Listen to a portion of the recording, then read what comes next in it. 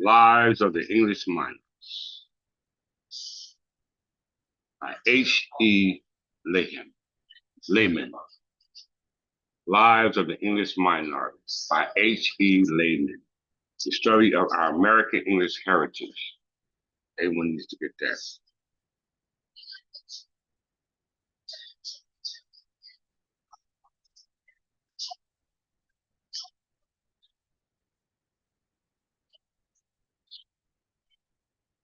Greetings, greetings, greetings, greetings. It is I, King Clifford Jefferson, a senator of Godfrey the Fifth Kind of Jew, the son of Folk, the ruler of Jerusalem. I'm the reincarnation of King Edgar the Peaceful, which we know as our Jesus Christ. It is January the 7th, 2025, which is equivalent to the year 2975. I greet you in the name of my Queen Sister Galveston from the House of Galveston. I greet you in the name of Archbishop Belmont from the House of Belmont. I greet you in the name of Countess Searchy from the House of Searchy, as well as all other countesses, all other officers on staff who are trying to get overstanding of what it is that we are here and are called to do. Hold that thought for a second.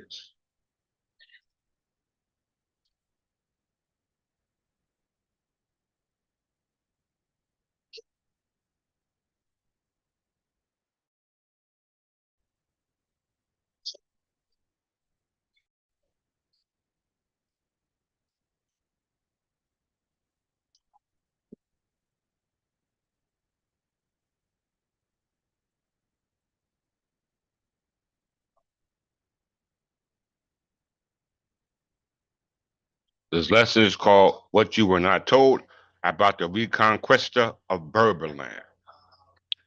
What you were not told about the Reconquista of Berber Land. And we say the Reconquest of Berber Land about the constant uh, uh, wars that we had in maintaining the possession of what we call Berber Land, whether it was in the Maghreb, whether it was on the Iberian Peninsula, all right, whether it was in England or whether it was here in what we call now today North America. Once again, today's lesson is what you were not told about the Reconquista of Berber Land. Okay, everyone needs to hold on to your seat. All you Moors, all you Moorish Americans, we need to watch this one. Right.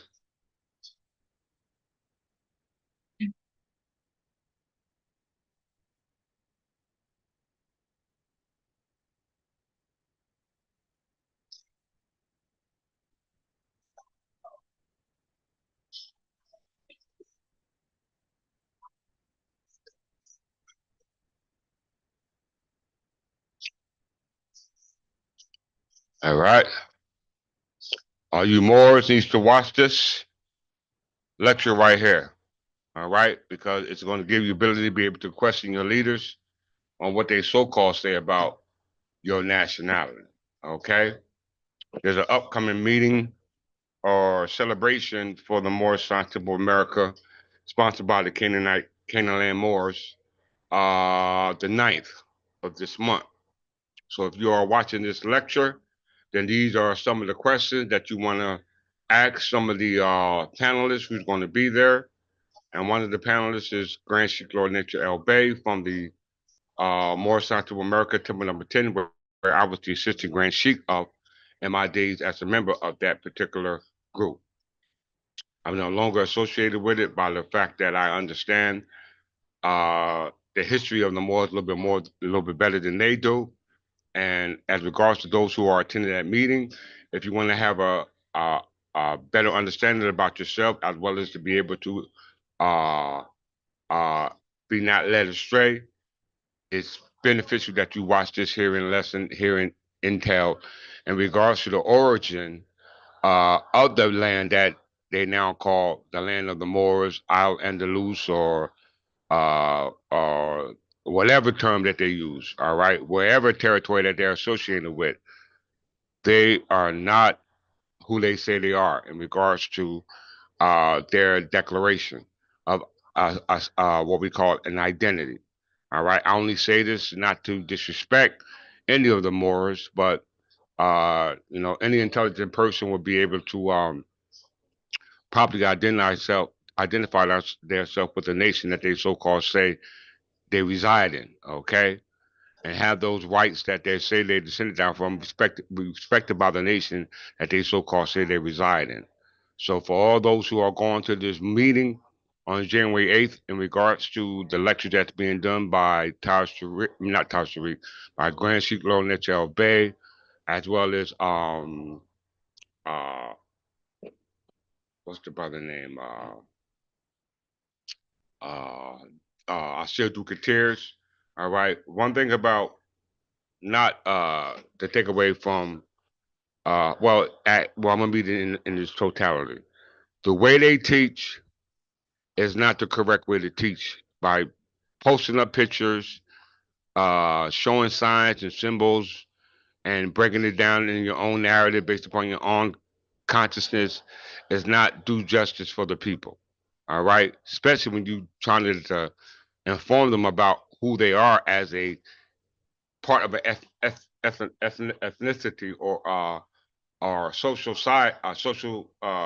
society, and in reference to being a part of a nation.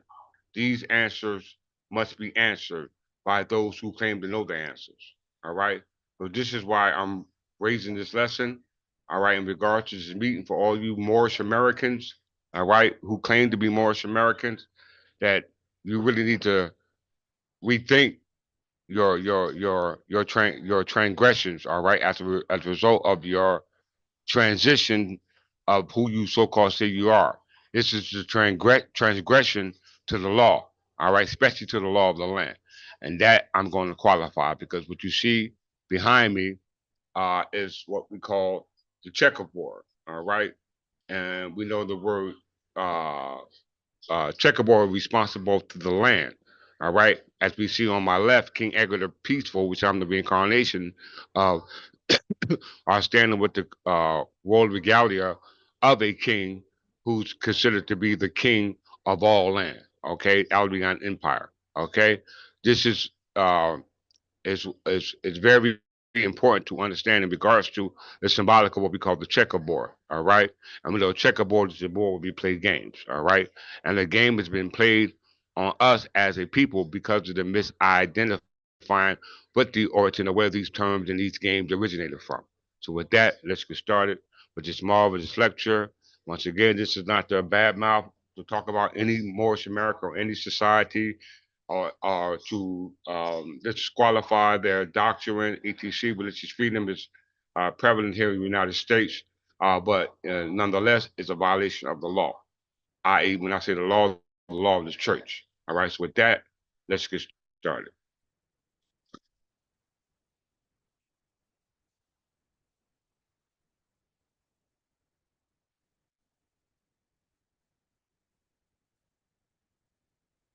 This is from the Canaan Wars, Noble Drali, corporate state,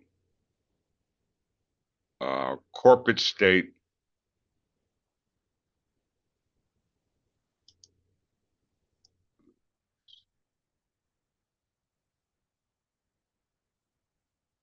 corporate state, walking line. I don't know. The title doesn't make sense to me, but like I said, I'm gonna let them do their thing. All right. So if you're going to this lesson, to this lecture, all right. If you're going to this lecture, then some of the questions that we're going to talk about today, based upon what we're going to learn today, should be some of the questions you bring at this lecture, come the 9th of this January. Okay, which is supposed to be the celebration of your prophet, Noble Ali. Okay, so it's very important to understand that if this is what you're going to talk about in regards to trying to identify yourself with the history of the so-called Moors based upon the true identity, then you might as well stay home. All right. If you are going to go, then these are some of the questions that you need to ask some of the people who will be talked about in this particular uh, uh, small excerpt from the Canaan Moors under Cujo L.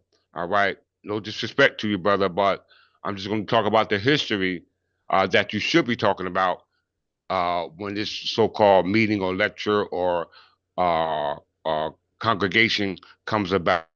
Okay, so for all those who will watch the lectures that I tell it today, then you will be well informed to be able to question those and see if they who they say they are, based upon the intentions of what the history concerning those who identify with the term Moor, which is not a true term that you should be identifying based upon what I'm going to present to you today. So with that, let's get started.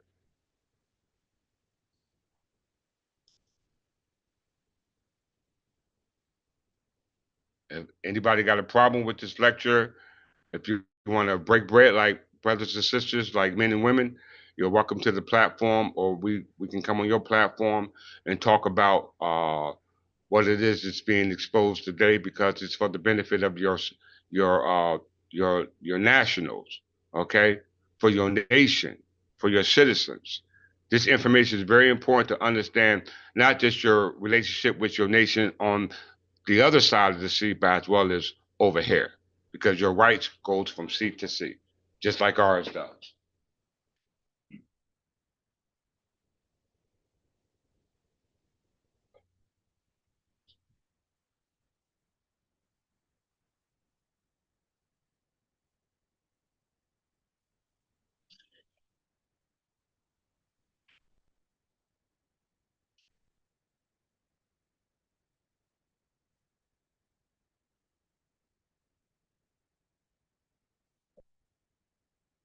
Yes, rights from sea to sea. These are called littoral rights versus riparian rights. Littoral rights versus riparian rights. Littoral rights are rights that extending from territorials governed under a nation or a government under the authority of a king or some ruler.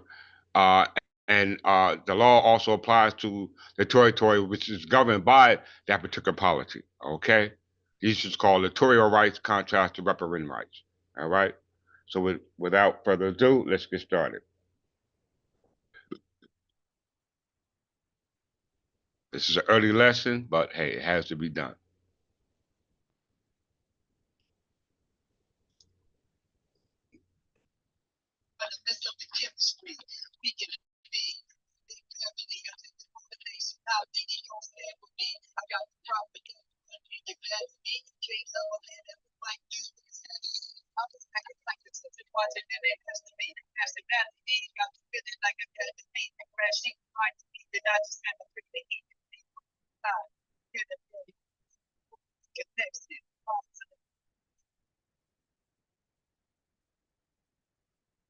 Islam wars honors the Prophet Noble Drew Ali.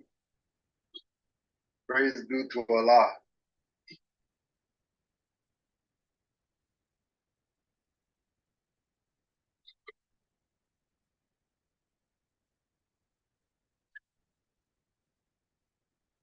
Having, having been 15 years, 15 years, all the Moors that saw the beacon light at Canaan land, and you're still here, still repping. 15 years. Go back and check all the YouTubes that we did with all the Moor Avengers over the years. And go back and check. Go check some of the old ones. 15 years worth of stuff up there. Still can't figure this stuff out. No problem. We're still gonna keep our foot on their neck. They're not gonna stop it no matter what. Honors to all the Moors who saw the light at Canaan land, especially the Moors at Canaan land, especially the ones here. Saw the light and stayed with it. We're still here. So it's a celebration this Saturday. This Saturday is going to be jam-packed this Saturday. So get ready for what we used to get. Remember back in the So it's going to be jam-packed. Jam-packed. All right? Let me check. I think I messed up.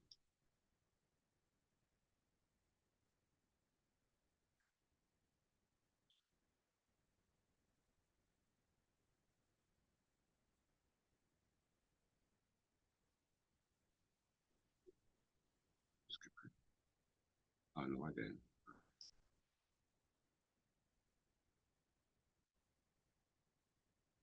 Go back to where I was. So it says it's going to be jam-packed, brothers and sisters.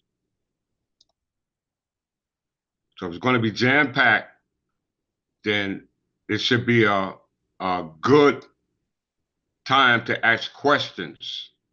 All right? Good time to ask questions in regards to what it is that I'm telling you. All right? As to what I'm telling you. It's a good time to ask these questions. All right? If you don't ask these questions, then it's on you because these questions has to refer to if you are being actually misguided, all right, or if you are you being led to the truth, all right, based upon today's lesson, okay, based upon today's lesson. If you're listening to today's lesson and you want to be emancipated, you want to be free, okay? I don't care who you are, as a member of the Moorish Science of America, as a member of the Canaanite Temple, or any group associated with Moors, okay? If you want to be emancipated, if you want to be free, you need to ask these questions that I'm going to reveal to you today. And I'm going to tell you, they are not going to be able to answer them. Okay? They're not going to be able to answer them. They cannot show you any sound, concrete evidence based upon any ethnological proof that they are, in fact, Moors. Okay? That's recognized in the eyes of the law. To be able to declare one a nationality that can be recognized in the eyes of a law. Okay? This is very, very important. I reached out to some of these brothers, all right, or well, actually one of them, all right, but none to none avail. They choose their path, okay, all right. So for all those who's going to be at this particular 50th annual Noble Drew Ali Day celebration, January 11th, 2025, from 12 to 6, you have 6 hours, okay, to either ask intelligent questions or to be bombarded with the same abstract uh, uh, um, uh, rhetoric that has gotten the Moorish American nowhere here in what we call North America. Okay? So it's very important to make the separation because I have made the separation in law. The courts have made the separation and their dices. Okay, so now you must make the choice which path you choose to follow. All right, let's get started. law for having been 15 years. 15 years. All the Moors that saw the beacon light at Canaan land. And you're still here. Still here. Still repping. 15 years. Go back and check all the YouTubes that we did with all the Moor Avengers over the years. And go back and check. Go check some of the old ones. 15 years worth of stuff up there. Still can't figure this stuff out. No problem. We're still gonna keep our foot on their neck. They're not gonna stop it no matter what. Honors to all the Moors who saw the light at Canaan land, especially the Moors at Canaan land, especially the ones here. Saw the light and stayed with it. Still here. So it's a celebration this Saturday. This Saturday is going to be jam-packed this Saturday. So get ready for what we used to get. Remember back in the day, 15 years ago, when we only got it from the Moor vendors? And we only got it from the Moor vendors, and who the Moor vendors say, yeah, you could listen to him. Yeah, you could listen to her. If they didn't get vouched for, if no master teacher vouched for them, they know why listening to them.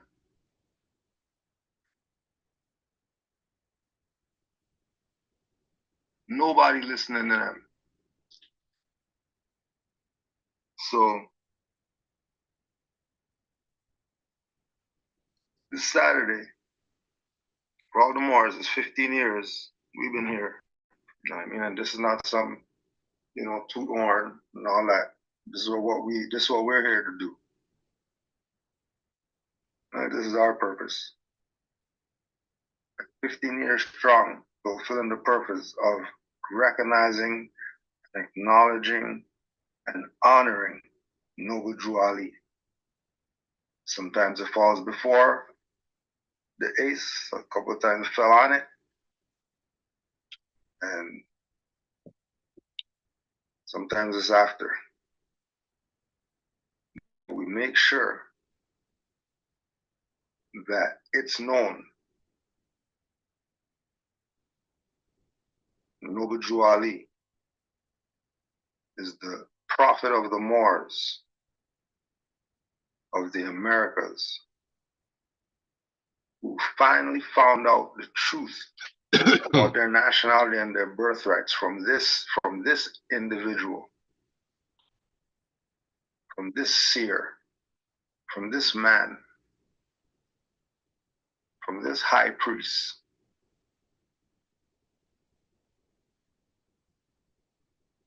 And we're going to give him honors as long as we can. All right. I want to also give honor to the Prophet Noble Drew Ali, because it was through him that I was able to take what it is that he gave me and come into the fruition that I am now. You know what I'm saying? So I wasn't stuck on what it was that they've been talking about for 15 years. Okay? I grew out of what it is that they were talking about for 15 years to something else that they're not talking about within the scope of those 15 years. That's very important. And, Cujo used to call me a renegade Moor. I see why he called me a renegade Moor.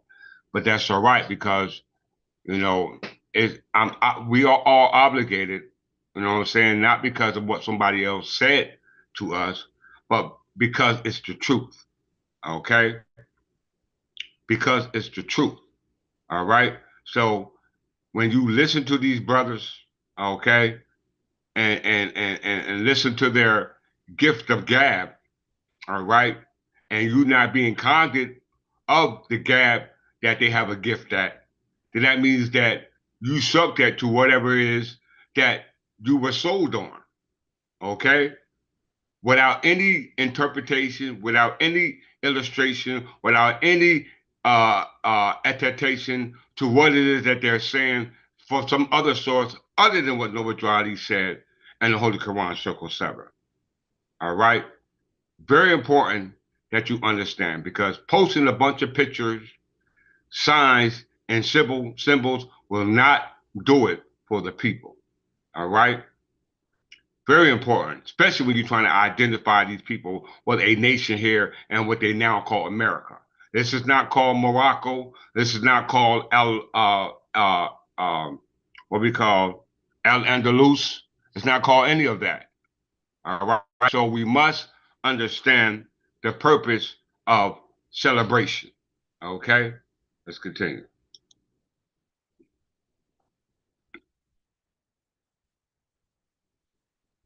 So we have the Moors. I'm going to talk about our 100 years, 1925 to 2025. Here we are. Here we are. 100 years. So you're going to get hit. I don't know what's going on, but all I know,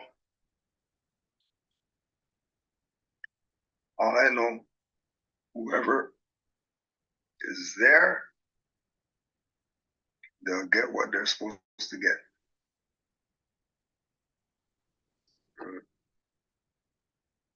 Also note that if you come on the platform while this lecture is being done, you will not be blocked. You will not be blocked. You will get a chance to pose your questions in the chat, and I will respond with the facts, with the evidence. All right? With the facts, with the evidence. All right? So you would not be blocked if anyone joins the chat in regards to today's lecture. So for all the out of jurisdiction Moors, we only got PayPal. Talk to some other Moor that has Cash App, do the transfer. Well, buy my stuff and I'll give you the money. Just here's the money. Buy my stuff with your card. I don't have a card. And then you go back, same thing, right?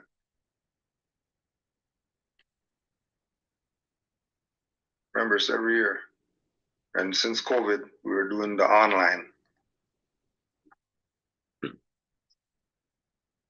Because, we got to have Drew Ali Day. It can't be, we can't, go back and check. More at their house, trapped inside, still getting it in. Because the duty. It's just what we have to do. So for all those Moors who, aren't going to be in the jurisdiction, you could still be there online. In a land guide.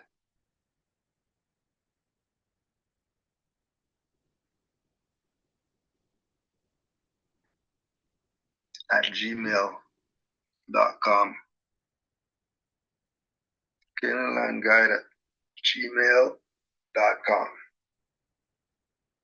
Send it to 25 notes, will put you on the list.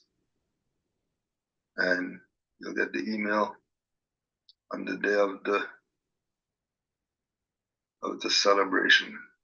Moors will be in there already. They already know. You can ask all these Moors on here. They could vouch that it's it's not some BS or whatever. Trying to get your finance, go we're a scammer. How people talk crazy. No. We're working for Drew Ali. That's what we're about. And don't forget, Drew Ali said you need finance badly too.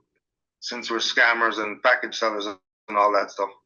Don't forget, Drew Ali said we need finance.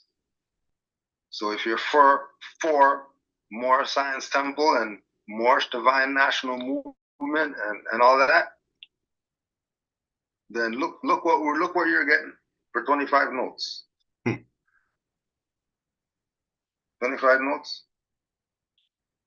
You're getting some to talk to you on a personal, in honor of Noble Drew Ali. One more. If you're down with the Moors, whatever, you need more than that. If you need more than that, then you're playing. You're not serious. You're not serious. So we'll see more Saturday, and we're gonna be plugging it until Saturday. And don't forget, it's all because of January 8th why we're doing all this. It's all because Noble Drew Ali brought us the truth about our nationality and our birthrights. That's why we do it, to honor him. So nobody can say that they weren't told.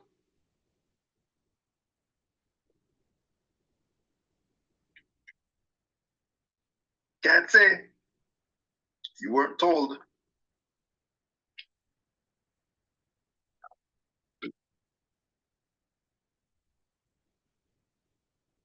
Understood a prophet. All right, that's enough. So we've been on there for a couple of minutes now. And I haven't heard anything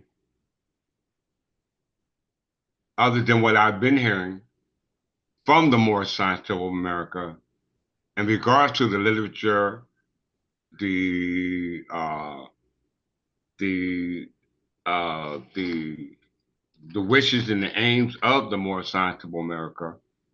All right, these things are tailored or are actually derived from the literature of the Moorish Science of America, which is limited in scope.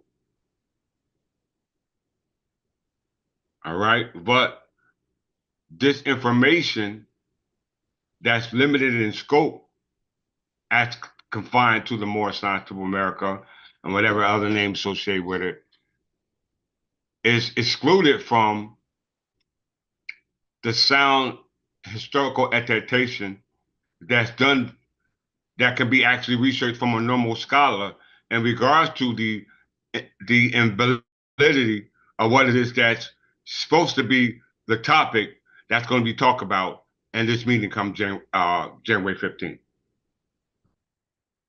Okay, so let's see. All right, because the whole focal point of the Moorish Science of America is to make nationals of those who don't realize that they are in fact nationals. All right, of the Moorish Science of America, descendants of Moroccans and born in America.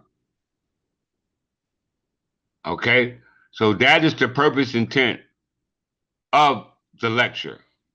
All right, and I haven't heard one excerpt from the actual program that's going to be talked about other than the regular legal jargon that we actually hear from members of the Moorish Science Temple of America.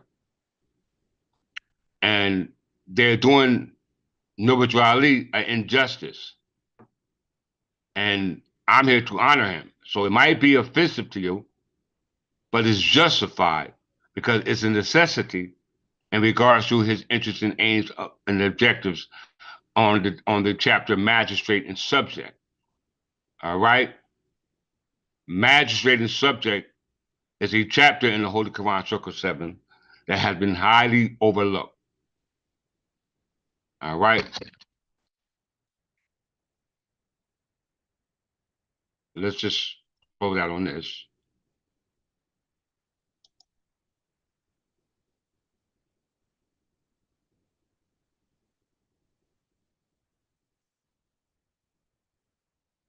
So you know you got a meeting coming up January 15th. And all those who claim to be Moors or want to be Moors have an obligation to have a good understanding about what they're telling you about the Moors. Okay? Without even showing you any evidence to attest to the identity of a Moor, which I'm going to show you now. All right? I'm not just going to talk about it. I'm going to take you step by step. All right? Because this is lesson is called what you were not told about the Reconquista of Berber Land that was actually overthrown and taken by Moors. Okay? They were stolen by Moors. I'm not just saying that. Just look at what the facts has to say about it. So that you can bring these questions back to your scholars, all right, at this particular celebration, all right, so you can be liberated as a result of this information, which is truly will be something to celebrate about. All right, so everyone, please pay very close attention. This is just from Wikipedia. A lot of you got sources from people who write about the Moors. And I always say, he who writes your book sets your timeline. A person who writes a story might not be the exact story. It might be some bias that's associated with the storytelling. It might be some envious associated with the storytelling. It might be some bitterness associated with the storytelling.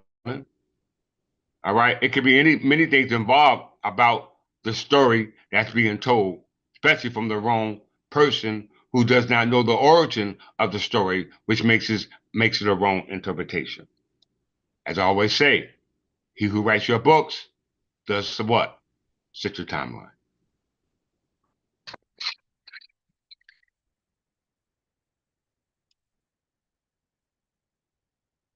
Moors.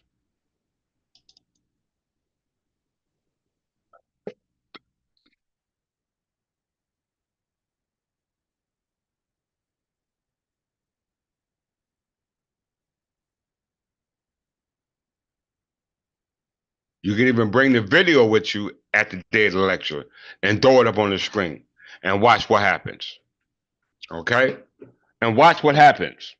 You can take this one video, throw it up on the screen, and watch what happens.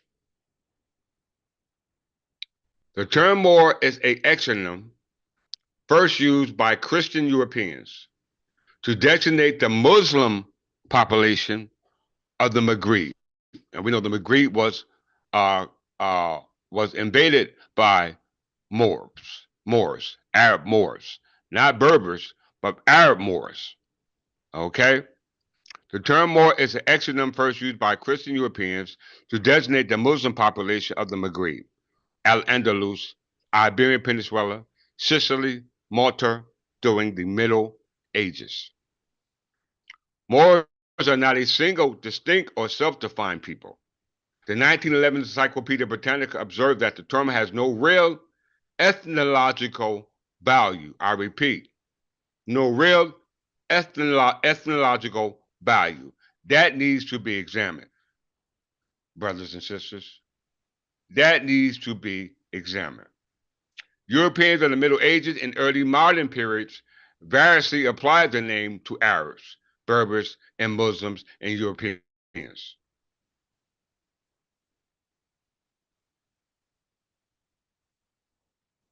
If you look in the box, Christians and Moors playing chess.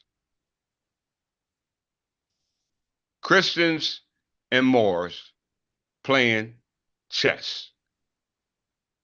This is noted in the Book of Games by Alfonso X. Okay, by Alfonso X. All right, he is a king of what we call Hispania. Hispania. Okay, very important that you understand the territory known in the Iberian Peninsula called Spain. Before it was called Al-Andalus, it was called Hispania. Okay, we must understand. As you can see behind me, all right, it represents the land. Okay, represents the land. Not to forget what the Encyclopedia Britannica said about the term Moor. It has nothing to do with real ethnological value. The term has been used in Europe in a broader sense to refer to Muslims in general, especially those of Arab or Berber descent, and that's only a result of their amalgamation, whether living in Al-Andalus or North Africa. Whether living in Al-Andalus or North Africa. So this is very important based upon territorial extent. During the colonial era, the Portuguese introduced the name Ceylon Moors and Indian Moors in South Asia and Sri Lanka. Now official ethnic designations on the island nations and the Bengali Muslims were also called Moors. In the Philippines, the long-standing Muslim communities which predate the arrival of the Spanish now self-identify as the Moro people, an exonym introduced by Spanish colonizers due to their Muslim faith. And this is a result of what we call amalgamation.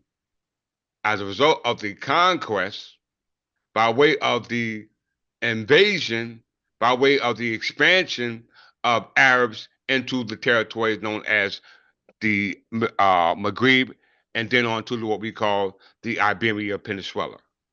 Okay? This will be discussed today.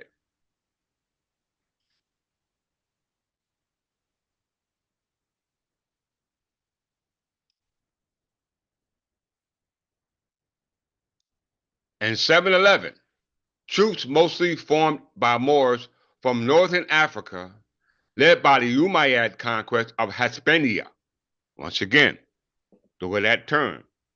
Hispania. Greetings, Brother Victor Thomas from the House of Thomas. The Iberian Peninsula then came to be known as the classical Arabic as Al-Andalus.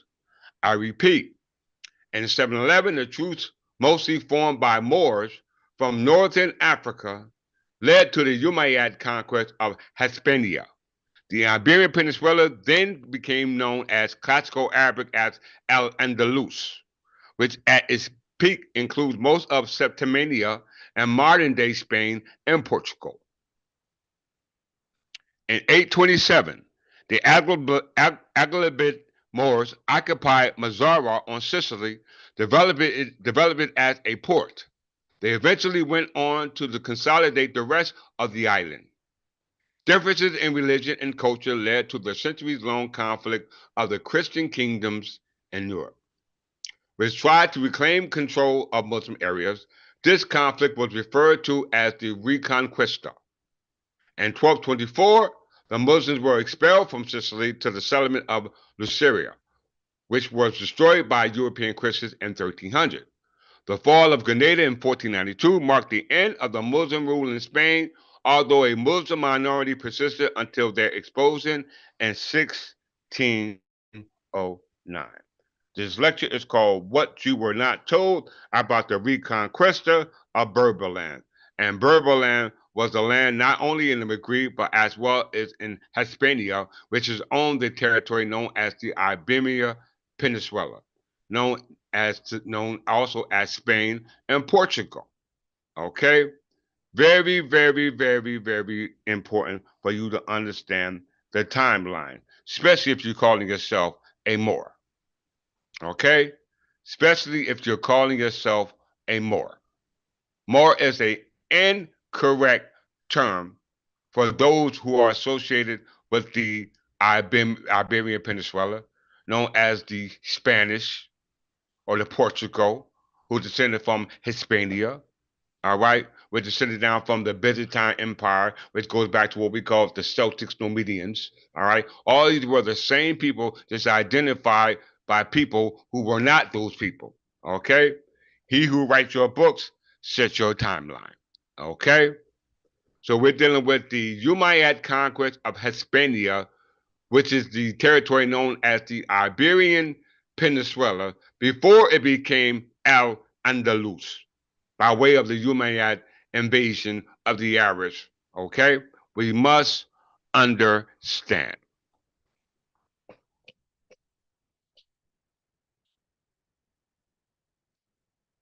So Moors has no real ethnological value, for one. Okay? Let's go to the 1911 Encyclopedia Britannica, because it said that's where they got it from. Because the 1911 Encyclopedia Britannica also defines the term Berbers. Okay?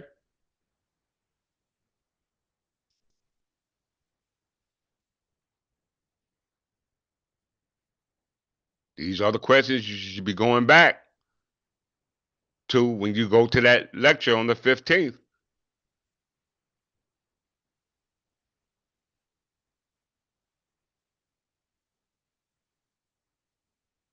Right here.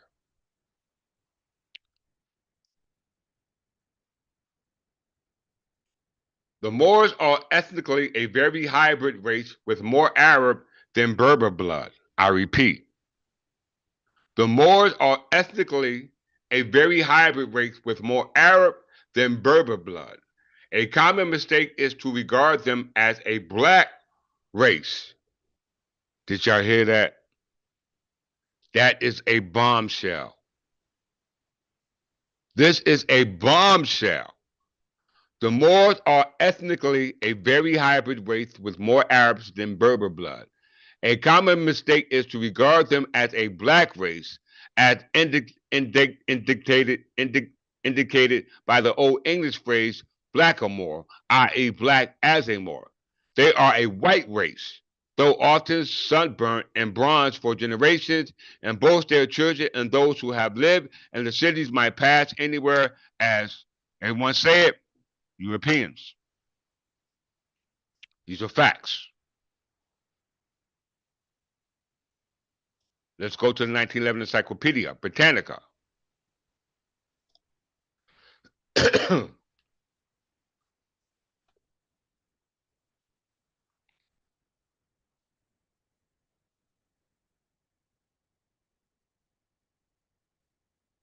1911 Encyclopedia Britannica. Berber name, under which are included the various branches of the indigenous Libyan race of North Africa. All right. Since the dawn of history, the Berber have occupied tracts between the Mediterranean, Sub-Sahara, from Egypt to the Atlantic coast. You hear that? The Atlantic coast. Let's move down.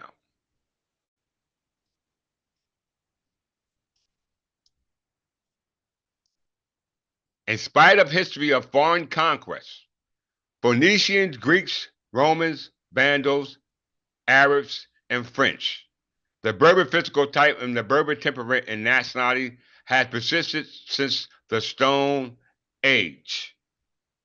The Stone Age, the ethnological, the genealogical, the uh, the mitochondrial origin of these people are still intact. Numerous invasions have naturally introduced a certain amount of foreign blood amongst the tribes fringing the Mediterranean, but those farther inland have preserved their racial purity to some surprising degree. Okay, let's move further.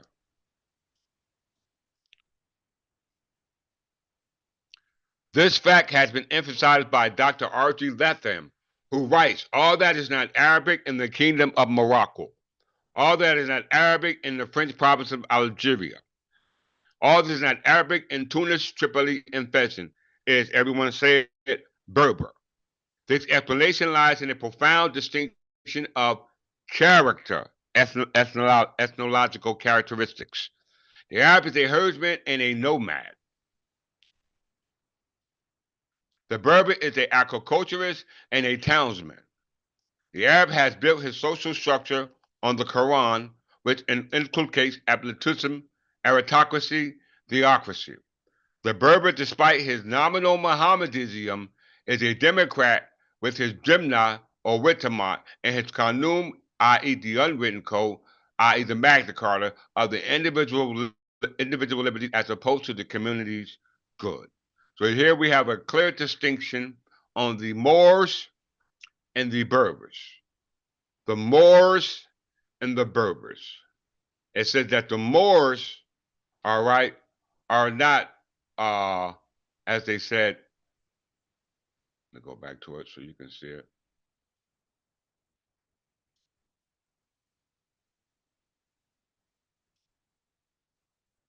It says the Moors are ethnically a very hybrid race with more Arab than Berber blood. Okay, with more Arab than Berber blood, and the common mistake is to regard them as a black race. They are, in fact, a white race. Okay, yes, barbershop comes from it. You notice on that candy cane, um, that's spinning outside the barbershop. What color does it represent? French. Okay, French colors. Very, very, very important. We're talking about the territory that was inhabited by French descendants.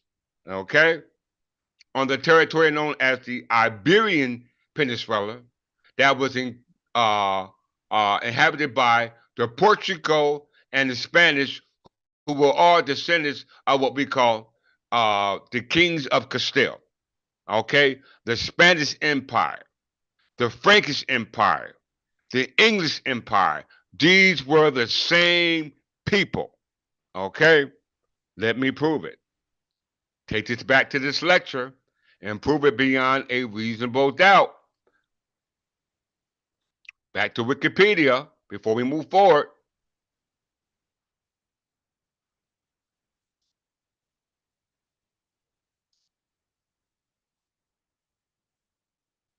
Moors.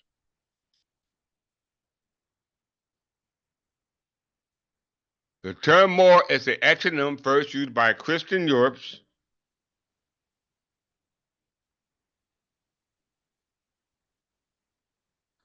The term is an acronym first used by Christian Europeans to designate the Muslim population of the Maghreb, Al-Andalus, which was a result of the invasion of the Arabs onto what they call the Iberian Peninsula when it was inhabited by the Hispania, okay?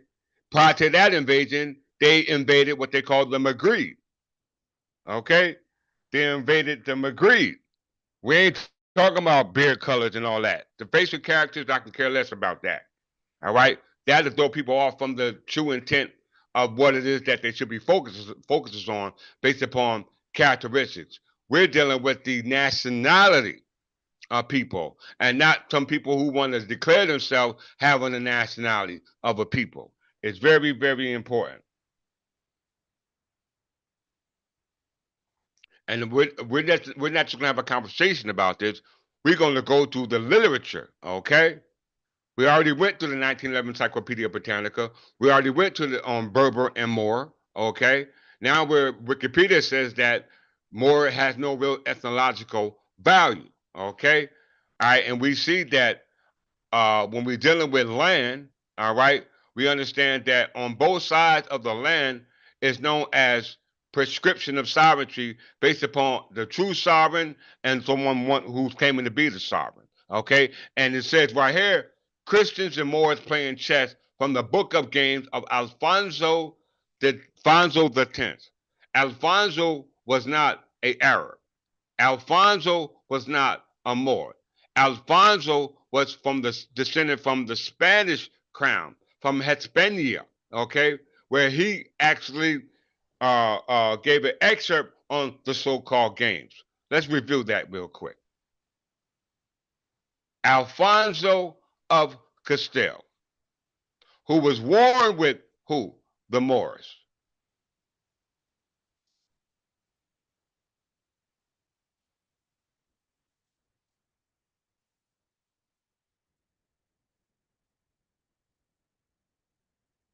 Jeff Billing Els, if you want to be able to have an intelligent conversation, follow along with the lesson. Don't start talking about what definition means associated with words. I'm going over the history of the so-called Moors, i.e., the Arabs, i.e., those who descended down from the Muslims, or i.e., are called Muslims, versus those who are not Muslims, i.e., Arabs, or i.e., Moors. All right, no matter what their characteristics look like, whether you're fair skinned, whether you're dark skinned, whether you got a beard, whether you don't have a beard, whether you're short, whether you're tall, that makes no difference to us here at the English Third Temple Church of England. As we can see, Alfonso X of Castile was known as the Wise, was a king of Castile, Leon, and Galicia from the 1st of June to 1252 until his death in 1284.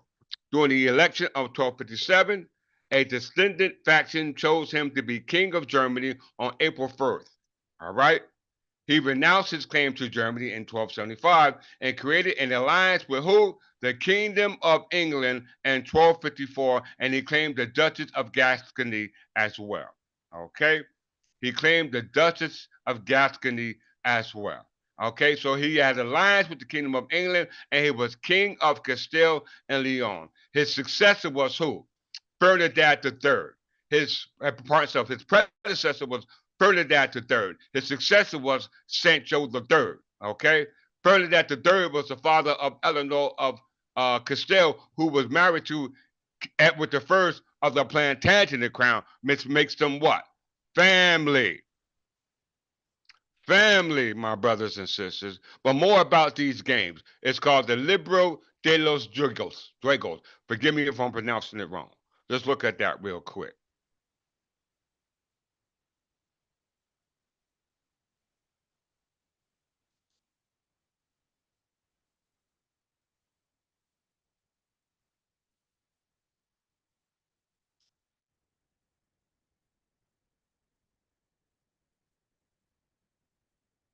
See, when you just going back and forth, you're saying this about Rome and you're saying this about the barbarians. When it's not up on the screen, then you'll be all day talking, okay?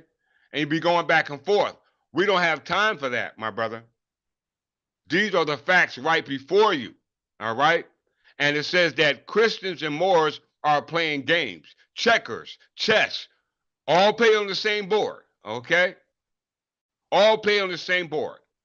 Whether you want to play chess, dice, all right, they're all played on the board, all right?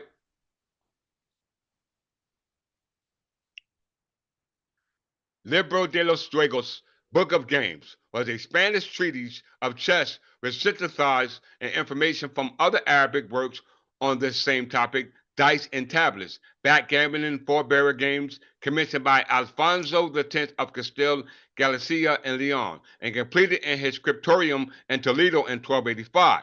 It contains the earliest European treatise on chess, as well as being the oldest document of European table games, and is an exemplary piece of the literary legacy of the Toledo School of Translators. Did you hear that, brothers Jeff Billing Els?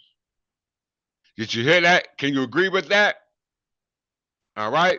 Can you agree with that? Because if we go back to Alfonso X, all right, he's from the kingdom of Castile, not from the kingdom of the Human, not descended from the Umayyad dynasty. All right. He descended from the kingdom of Castile that was on the territory known as the Iberian Peninsula, known as Hispania, now known as Spain, before it became known as Al Andalus, which was reconquered and the Reconquista, okay, which is the purpose and intent of this lesson, okay? Very, very, very important, all right? Let's continue. So let's backtrack, all right? Let's backtrack because the Berbers have constantly been being bombarded, being invaded by foreigners. Okay, all the way back to ancient Carthage, all the way to the Nubian.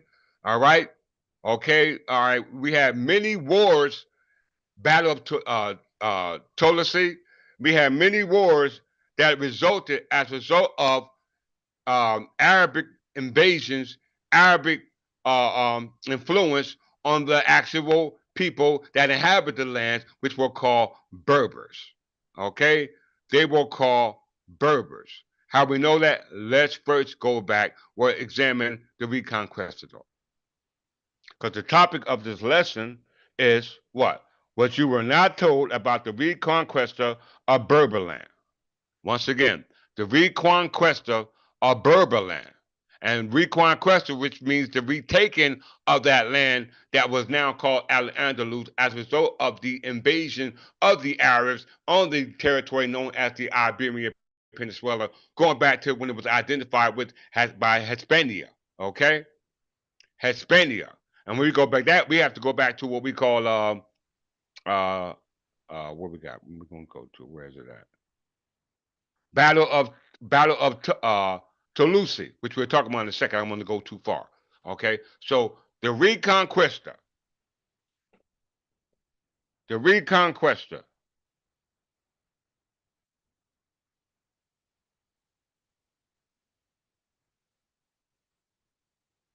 We ain't talking about white status wise, all right? Because you over here now, all right? You're over here right now. You're saying white refers to status, but you over here, and that status as white don't denote to you because of the Naturalization Act of 1790, which had to deal with the founding fathers that denoted to the characteristics of the color of skin as intended for the statute. Okay, that did not apply to you as white because Moors or Arabs. You just said Moors were white status wise, but not in skin complexion. So if that's the case, let's see what Imre Ahmad Hassan has to say about that. Let's find some case law to back up what you say.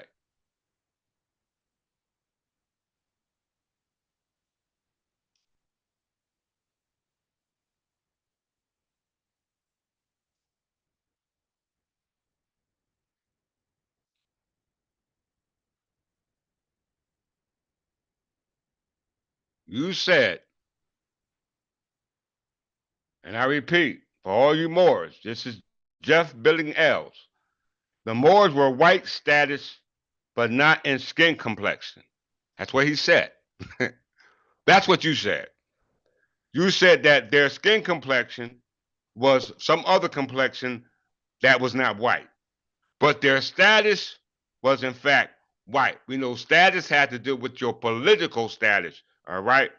So now my question to you before I display this, does that status reflect you here in North America today? Please give me an answer, yes or no. Does that status as a white person, all right, which means wise, if you say that's what it means, does that status affect you here, even though the complexion of your skin is dark skinned?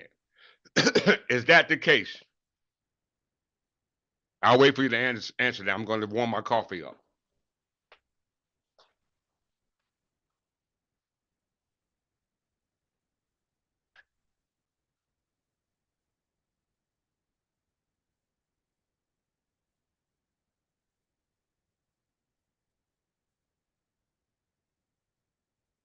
Wait for your answer, Mr. Jeff Billingzel.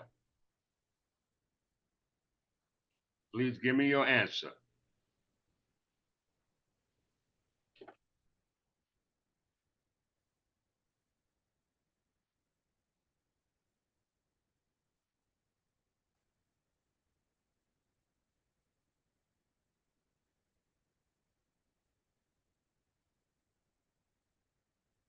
I'm waiting for you, my brother. I want to correct your concept. Our job is not to make you look bad or discredit you. Our job is to explain that which is not explainable. So answer my question. Does that status as a white person, even though your complexion or characteristics is dark skinned, does that political status denote to your status here in North America? Mr. Billing L. As a Moorish American, if you are a Moorish American.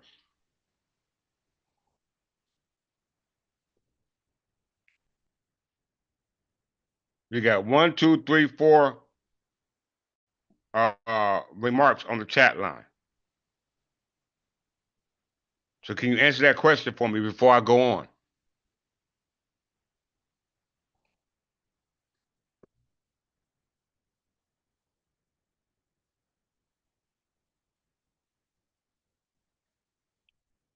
Mr. Billing L. Once again, does that status reflect your status here in North America as a free white person outside of the color of your skin, which is dark skinned, but your nationality is a Moor?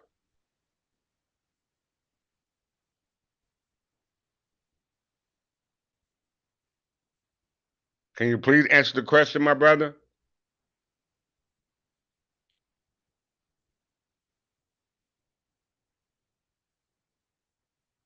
Do you hear me, brother Victor Thomas from the House of Thomas? Do you hear me loud and clear?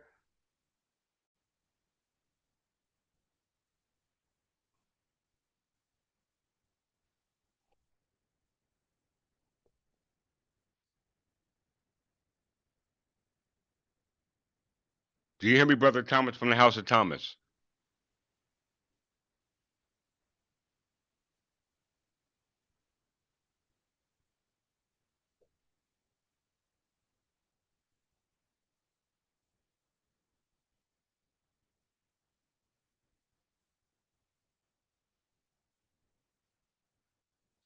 I ask you a question.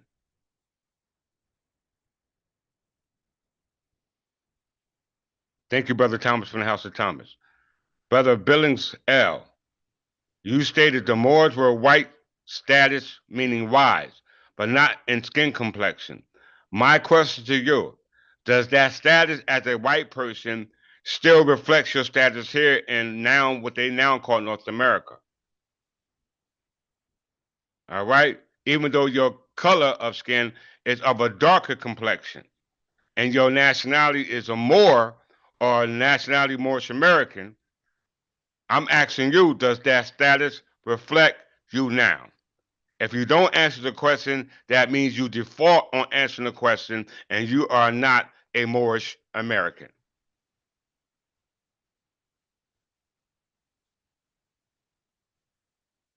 Would you agree with that, Brother Thomas from the House of Thomas? If he does not answer the question, then he is not, in fact, a Moorish American because he said his status as a Moor was that of the status of a free white person, which has nothing to do with the complexion of his skin, but his status. But he fails to answer the presented question in lieu of the proof. Does that status reflect you here today in 2025? Brother Jeff Billings L.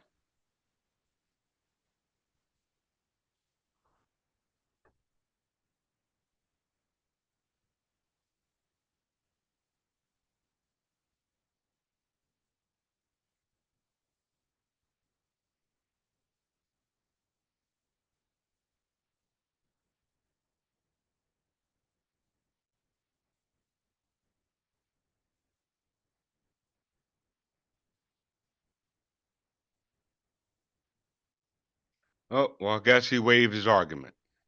Okay? I'm still going to prove it to you. I'll answer for you. Your answer is no. Let's see. Let's prove it. What the common law says. Imre Ahmad Hassan, United States District Court for the Eastern District of Michigan, 1942.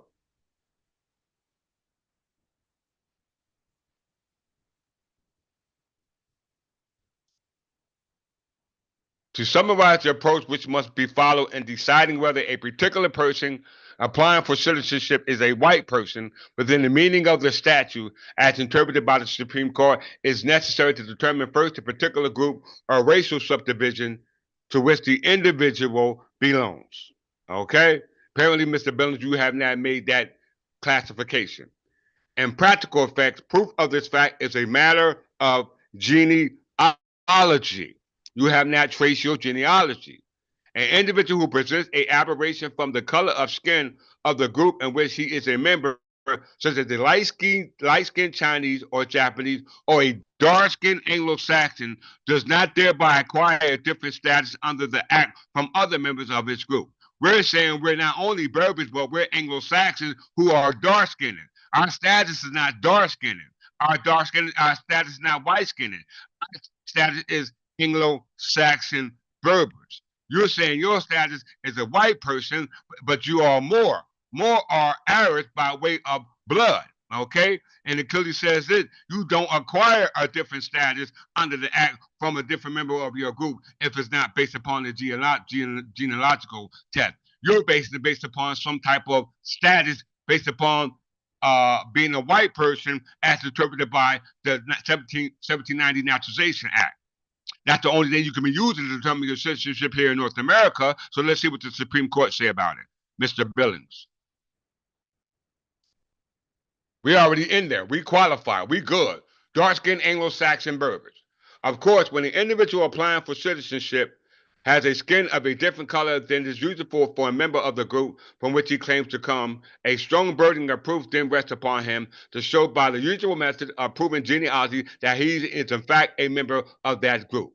After the individual has traced after the individual has been traced into his group, the second question which the court must then answer, all right, which you must go to a court to answer who you are in the eyes of the law. You can tell anybody that on the street or in the lecture on the 15th, but can you prove it in law? Because according to the law, according to the Supreme Court, you're not who you say you are. I asked you the question here, right here on YouTube, and you didn't even answer that because you're trying to say you're associated with the status as a free white person, and I'm disqualifying you because the Supreme Court said you're not, in fact, that you are not. Okay? So it says, of course, when the individual applying for citizenship has skin of a different color than is usual for a member of the group from which he claims to come, a strong burden of proof then rests upon him to show by the usual method of proving genealogy that he is in fact a member of that group. After the individual has been traced into his group, the second question which court must answer is whether the member of that group as a whole or a white person as Congress understood the term in 1790 when they first enacted the statute. And deciding the latter question based upon the Naturalization Act of 1790, based upon the characteristics known as the status based upon free white person, the test is not how the group in question will be classified based upon ethnologists, which we just clearly we read the word more, and it said more is not associated with ethnology. That therefore you can't use ethnologists to qualify your status in the eyes of the law. You're trying to use the status as a free white person, and you don't even qualify for that. Right? Why? Because it says the test is not how the group of question will be classified by ethnologists who have made a study of racial origin, but rather what group of people living in 1790 as well as in the present, with the characteristics then existing were intended by Congress to be classified as white persons. Applying these principles, the court finds, and we find here at the Third Tip English Church of England, that Jew as a Moor, which is descended from an Arab, and the Arabs are not white persons within the meaning of that act. Would you agree with me, would you agree with me, Brother Thomas from the House of Thomas? Would you in fact agree with me?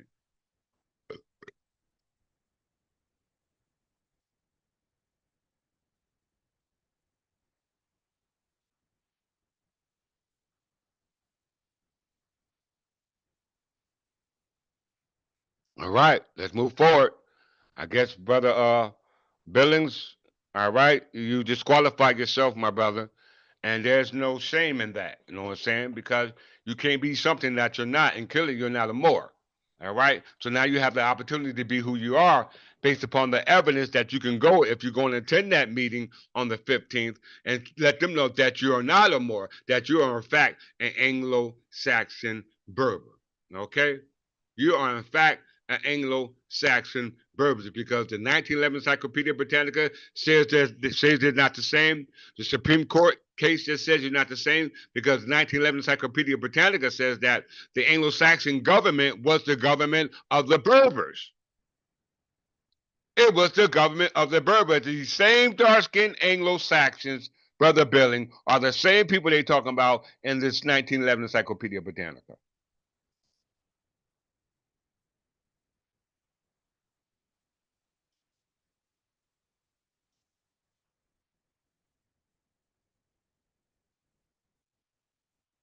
Right here.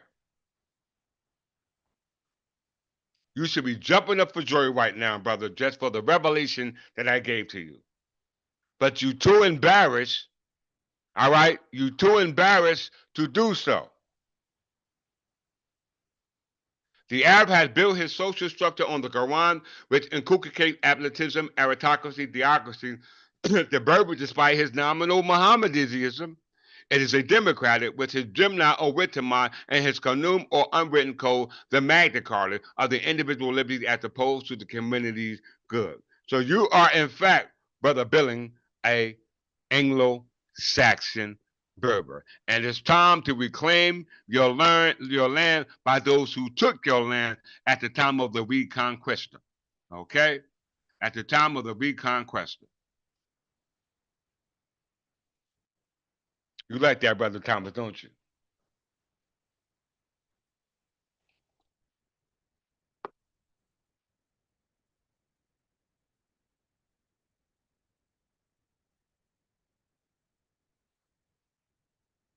Come on, Grand Sheik Low Nature Bay. Come on, brother. I share Duke of Tears. Jump on the chat line, brother. Jump on the chat line. Jeff Billing L just bailed out. He dropped the ball when he presented with this evidence. All right. All right. When you're presented with evidence. All right. Our ancestors, even when they were under the religion of the Catholic monarchs, were still trying to reclaim the land back that was taken going all the way back to the invasion of the Iberian Peninsula. Okay.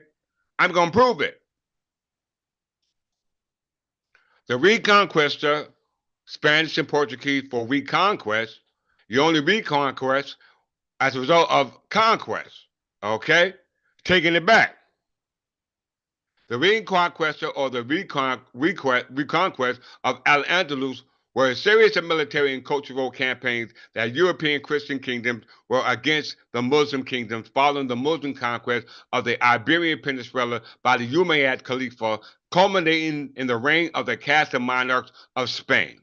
Okay, so the Reconquest took place under the Catholic monarchs of Spain. Once again, the Reconquest of what we call Hispania as a result of the conquest of the Umayyad dynasty, renaming it Al-Andalus. Our ancestors, even though under the Catholic influence, were still trying to retake the land because why? They were in fact Berbers,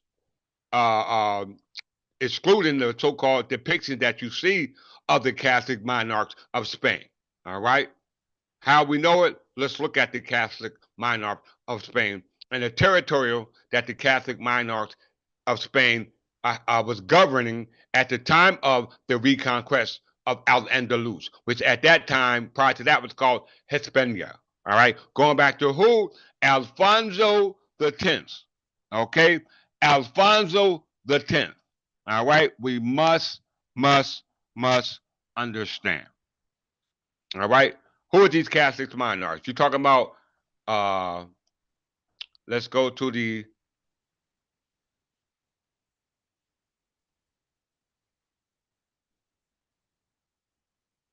voyages of Christopher Columbus. The voyages of Christopher Columbus. We're talking about the reconquest, all right, that resulted from the Catholic monarchs of Spain, all right? The Catholic monarchs of Spain go back to Isabella of Castile and King Ferdinand II of Aragon. These were Catholic monarchs, my brothers and sisters, all right? Catholic monarchs. When you talk about the reconquista of the territory known as Hispania on the Iberian Peninsula before it became Al-Andalus.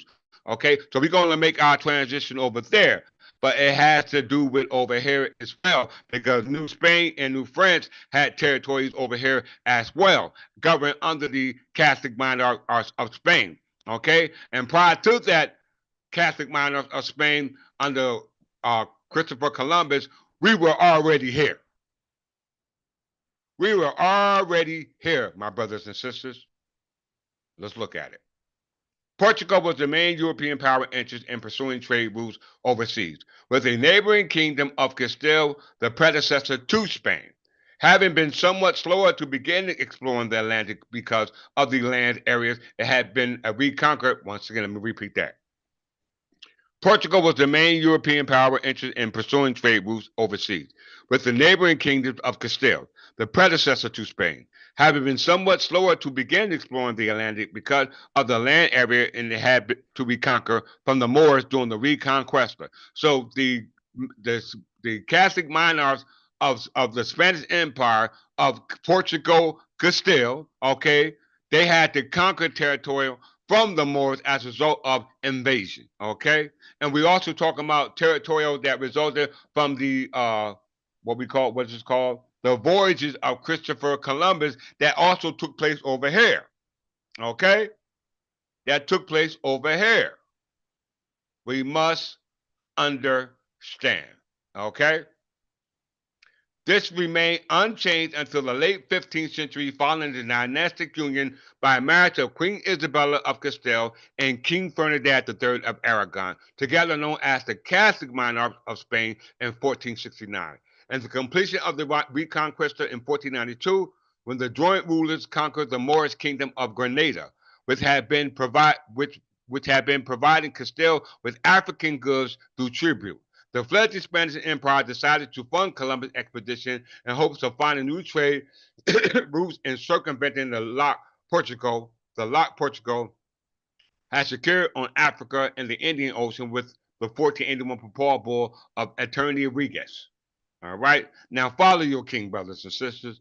Follow your king. Before we even deal with the reconquest of land that belonged to the so-called kings of Spain, France, and England, we have to go back to the invasion of the land that was inhabited by the Berbers, who are in fact the same Berbers who inhabit the territory known as Spain, France, all right, as well as England, as well as here in North America, because the territories during the time of the Reconquista led to the discoveries done by uh, um, Christopher Columbus under Roman Catholics, okay? But the history of the Spanish Empire goes back before the influence that they had under the Catholic monarchs, okay? This we must comprehend. No Morris can teach you this, okay? No Morris can teach you this. Hold that thought.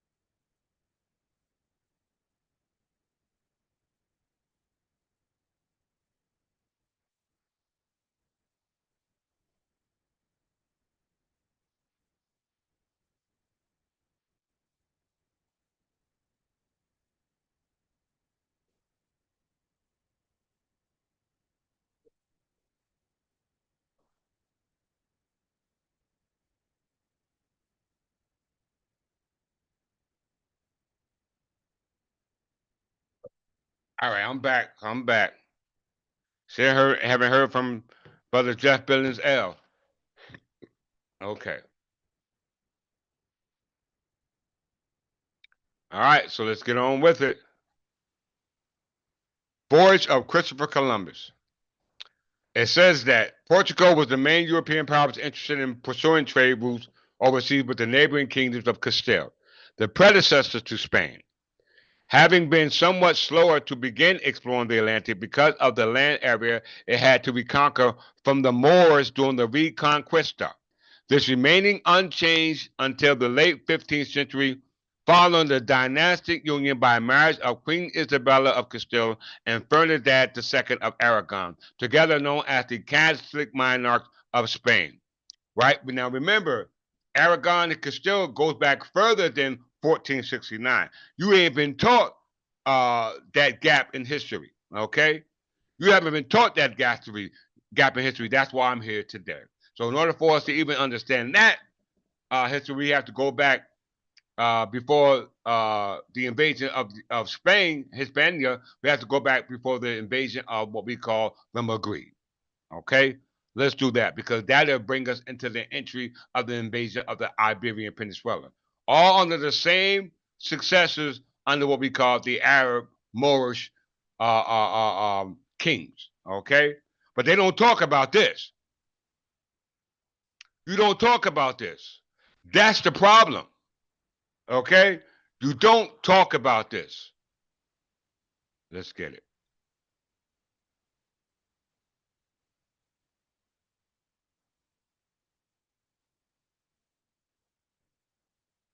Before we even deal with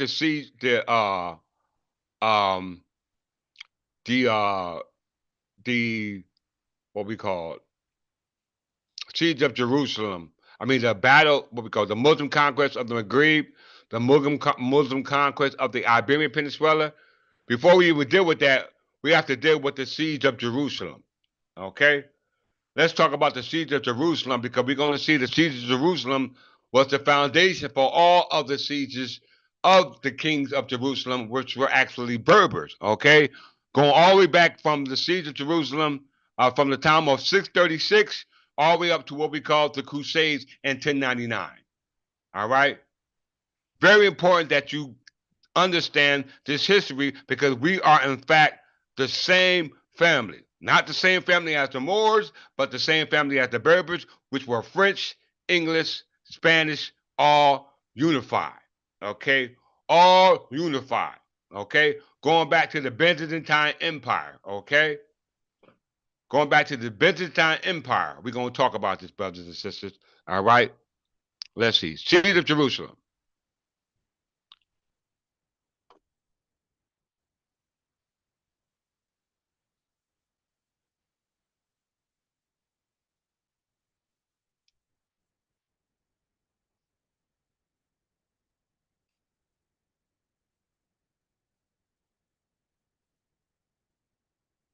Okay? The siege of Jerusalem was part of the Muslim conquest of Levant, always conquest, and the result of a military effort of the Rashidun Caliphs against the Byzantine Empire in the years 636 to 637 or 638. It began with the Rashidun army under the command of Abu Abadah besieged Jerusalem beginning in November 636. After 6 months, Patriarch Sophronius agreed to surrender on condition that he submit only to the Khalifa.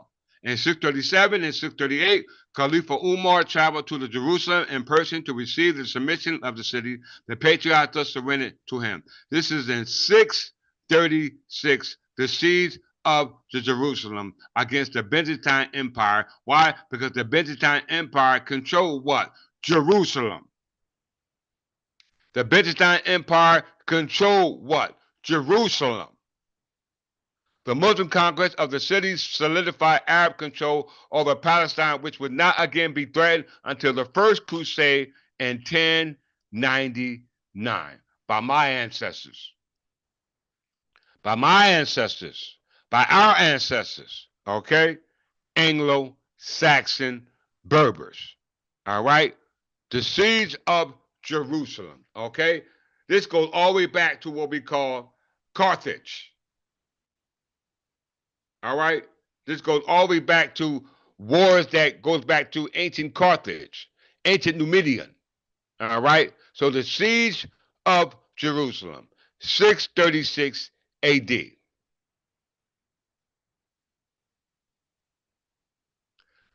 This led to the Muslim conquest of the Maghreb in 638.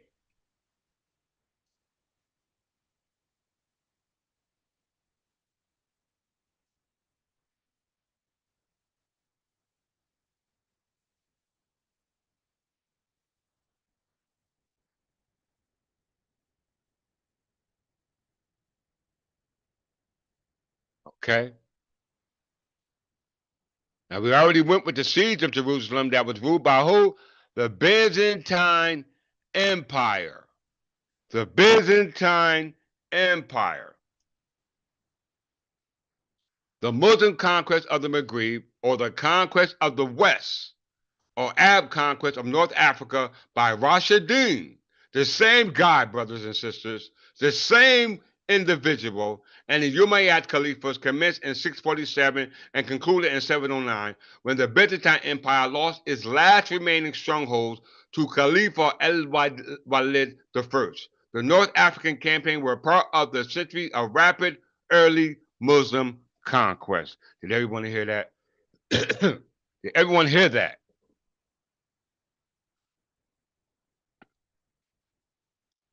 Okay. The belligerents, Rashidun, the Umayyad Khalifa against the Byzantine Empire. These were all various Berber tribes. Byzantine Empire, Kingdom of Al-Tavar, Berber Kingdom, Kingdom of Urus, Christian Berber Kingdom, Kingdom of Kabul, a Berber Kingdom, a Kingdom of Hunda, a Berber Kingdom. All right, all these were Berber Kingdom. All right, we must understand what's going on.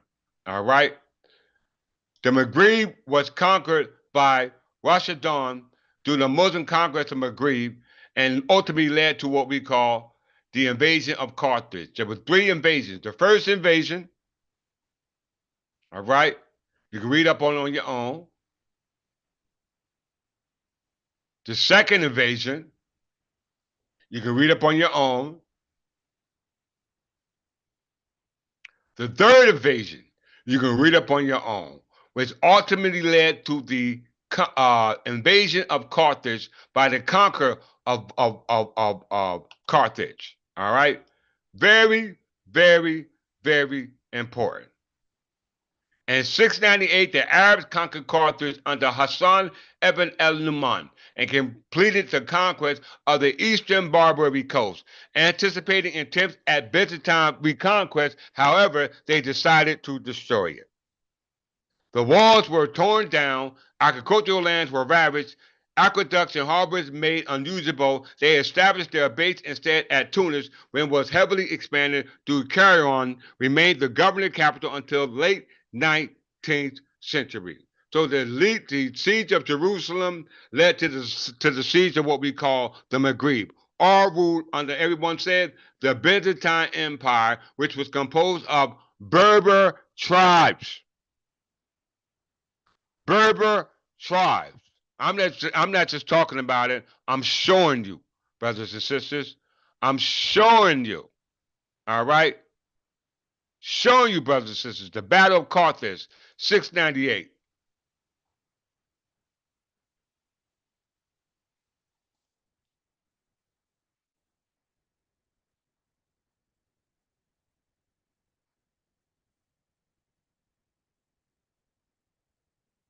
Are you keeping up, Brother Thomas from the House of Thomas?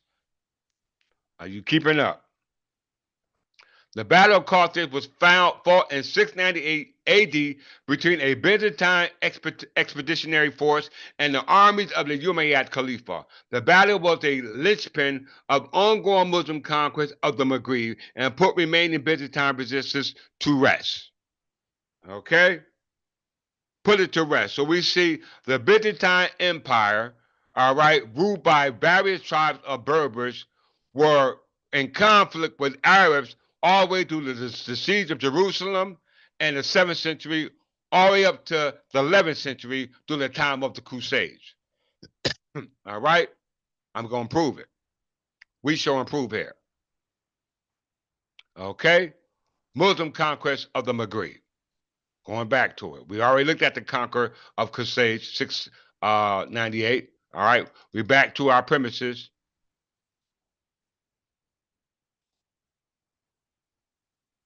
What is the topic? Muslim conquest of the Maghreb. We already looked at the siege of Jerusalem. We're looking at the siege of the Maghreb now. All right. All right. We're looking at the siege of the Maghreb now. Let's go all the way down.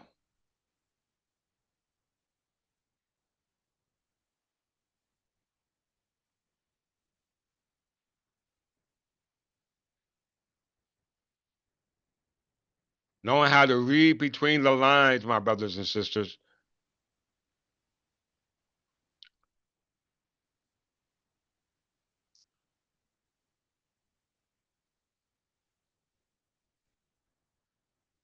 Indigenous resistance. This led to what we call the Berber Revolt. All right. All associated with the Muslim conquest of the Maghreb. Prior to that, they had the siege of Jerusalem. All right, and it was constantly being sieged by Arabs, i.e., Muslims. Okay, dealing with the time of Saladin. So it says, although the area was under control of the Khalifa, there was still some section of the population that would resist the spread of Islam. The Berber people were thought of as an inferior and made to convert to Islam and join the Arab army, receiving less pay than Arabs would have. This is what was used to invade the Iberian Peninsula. Okay?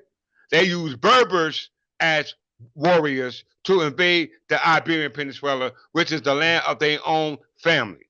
Okay? We must understand that as a result of the Mohammedanism that practices that we practice as established in the 1911 Encyclopedia Britannica. Okay? They kept a full record. All right, the Berber people were thought of as inferior and made to convert to Islam and join the Arab army, receiving less pay than the Arabs would have. So that means that if we were not Arabs and our religion was not Muslim, then what religion was it? It was a form of Christianity. Okay, but not that which was resulted from the Gregorian mission by Pope Gregory I and Augustine of Canterbury by the Roman Catholic Church. Okay. Let's get there, brothers and sisters. In 740,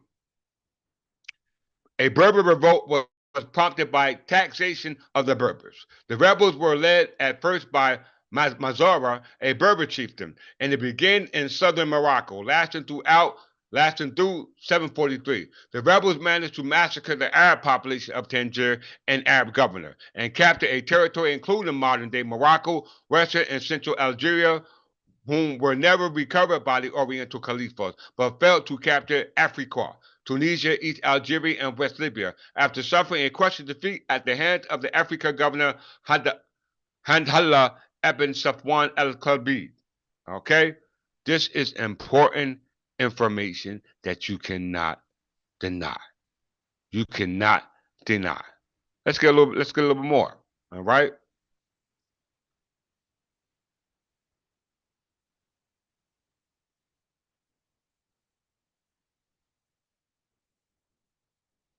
I study. This is what has to be done.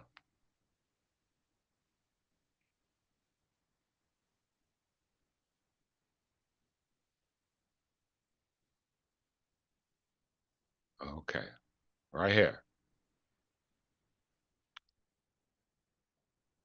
Aftermath. Arab migration to the Maghreb. Look at that territorial extent, brothers and sisters.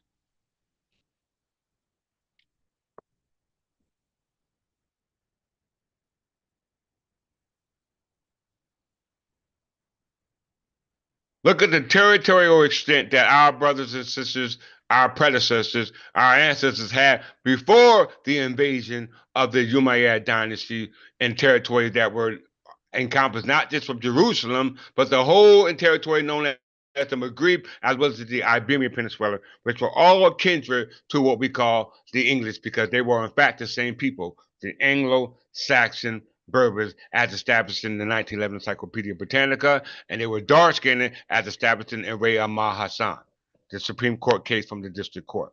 Okay, which brother Jeff Billings L could not denounce.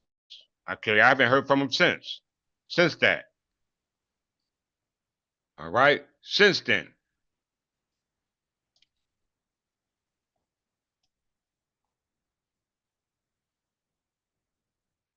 Right, aftermath. By 709, all the top of half of North Africa was under control of Arab caliphs. The only possible exception was Kuta, Kuta, and the African Pillars of Hercules. Gibbons declared in that age, as well as in the present, the kings of Spain were possessed of the fortress of Ceuta. Musa and the pride of victory was repulsed from the walls of Kuta by the villagers and carriers of Kuta Julian, the general of the Gulf. Other sources, however, maintain that Kuta represented the last Byzantine outpost in Africa, and that Julian, whom Arabs called Elon, was the exarch or Byzantine governor. Valdiviello offers another possibility that it appears more likely he may have been a Berber who was the lord and master of the Catholic tribe of Gomera. Y'all hear that? In any case, being an able diplomat who was adept in Biscoff's Berber and Arab politics, Julian might well have surrendered to Musa on terms that allow him to retain his title and command. At this time, the population of Kuta included many refugees from the ruinous Visigoths civil war that had broken out in Hispania, modern-day Portugal and Spain. These included families and confederates of the late King Witwatersrand Arian Christians fleeing forced conversion of hands of the Visigoth Catholic churches and Jews. Very important that you're talking about Hispania, because let's go back there. Hispania.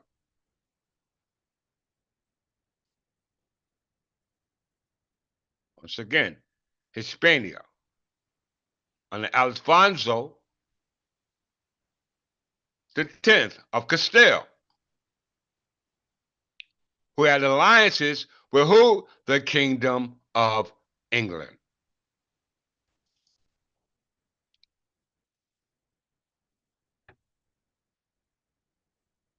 Although Hispania is the Latin root for the modern name Spain, the word Spanish for Hispanicus or Hispanic or Spain or Hispania are not easily interchangeable depending on the context.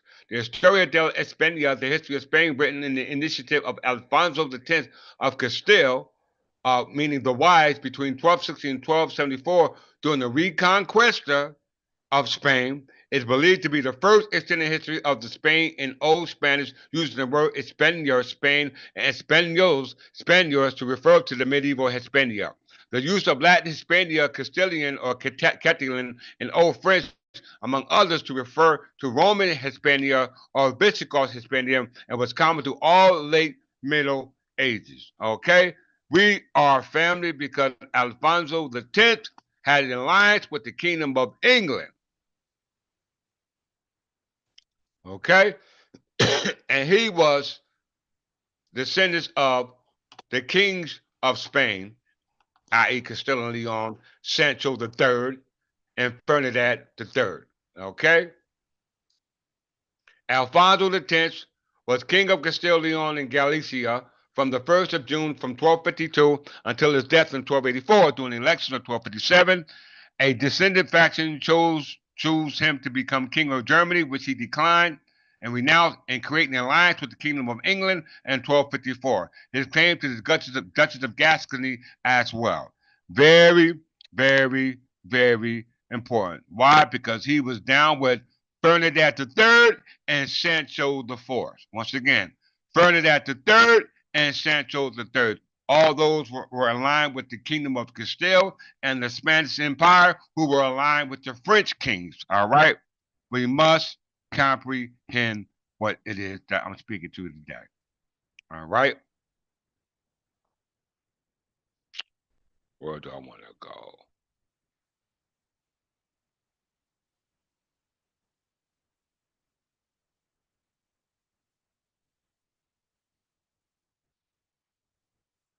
Kingdom of Castile.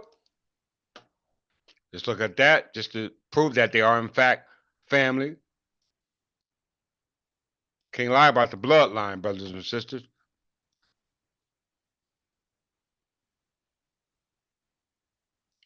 Sancho II and Ferdinand III, kings of the Kingdom of Castile and Leon. Okay? They were kindred to who? Alfonso X, who were in line with the Kingdom of England. How we know? Ferdinand III's daughter was Eleanor of England, who was married to King Edward I. Eleanor of Castile was married to Henry II, the son of Godfrey V Calamanzu, son of Fulk, the ruler of Jerusalem. The kings under the Byzantine Empire who were ruling Jerusalem going back to the siege of Jerusalem in 632 under what we call the Umayyad dynasty. Okay? Then on to the invasion of what we call the Maghreb with the Umayyad dynasty, and then on to the invasions of the Iberian Peninsula, known as Hispania, as qualified by Alfonso X, through the invasion of the Iberian Peninsula, which we'll go to now. Okay? Let's see.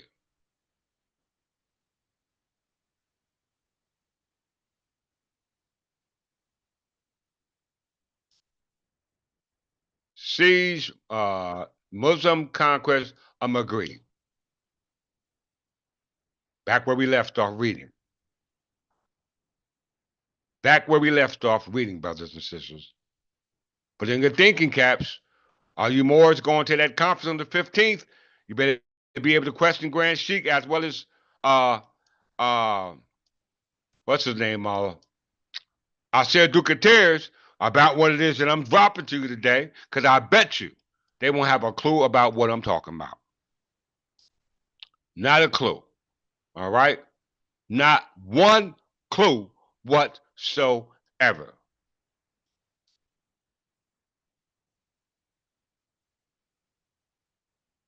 As Gibbon puts it, Musa received an unexpected message from Julian, who offered his place, his person, and his sword to the Muslim leader in exchange for help in civil war. Though Julian's estates were ample, his followers bold and numerous, he had little to hope and much to fear from the new reign. And he was too feeble to challenge Roderick directly. Everybody hear that word? He was feeble to challenge Roderick directly. Roderick was a Visigoth king on the Iberian Peninsula under the Byzantine Empire, assisting in the protection from the invasion of the Umayyad dynasty. Okay? We must understand it. Hold that thought.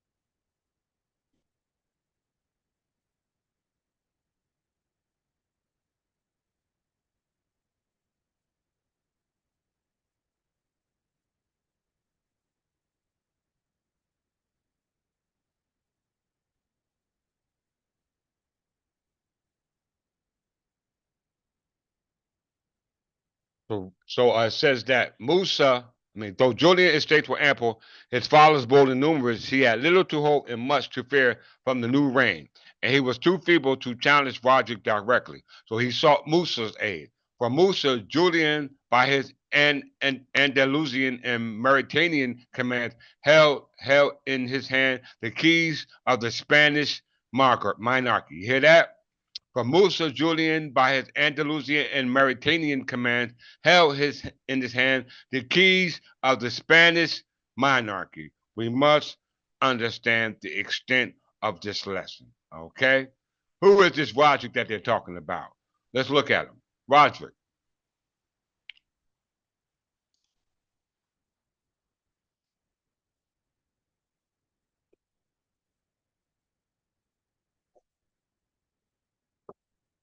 Roderick. Spanish and Portuguese interpretation of the name Roderick was a Visigothic king of Hispania between 710 and 711. He is well known as the last king of the Goths. He is actually an extremely obscure figure about whom little can be said, but certainly he was the last Goth to rule from Toledo, but not the last Gothic king, a distinction who belongs to Ardo.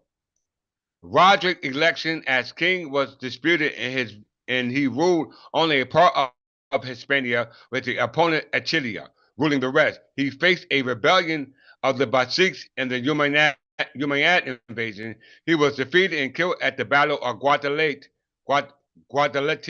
and widowed Galona, and believed he had married Abd al-Zid Ibn Musa, the first Muslim governor of Hispania.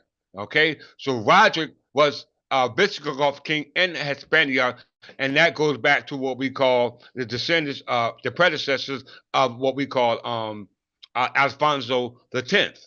as well as Ferdinand the Third, as well as Ferdinand the Fourth, as well as Sancho the Third. These are all kindred assisted in their prevailing in the prohibiting the invasion on the continent by Arab invasions that started from Jerusalem in 632 to the invasion of the Maghreb in 689, which started with the invasion of Carthage. And we know Carthage goes back to ancient Carthage, on down to what we call the invasion of the Iberian Peninsula under the same caliphs that ended from the Umayyad dynasty. How do we know it? Let's go back to where we just left off. What was it? The Maghreb, Muslim conquest of the Maghreb.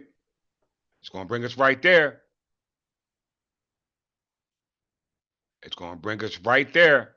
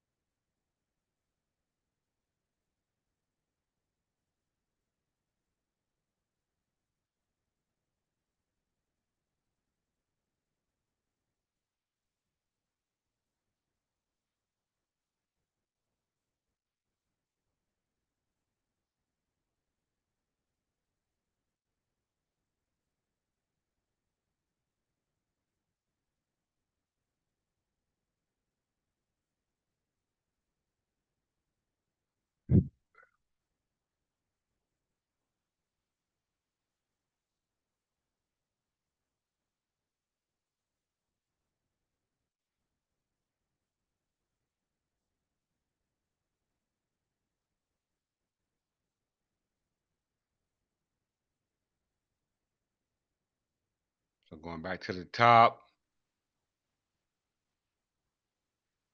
Let's see if I can look right here.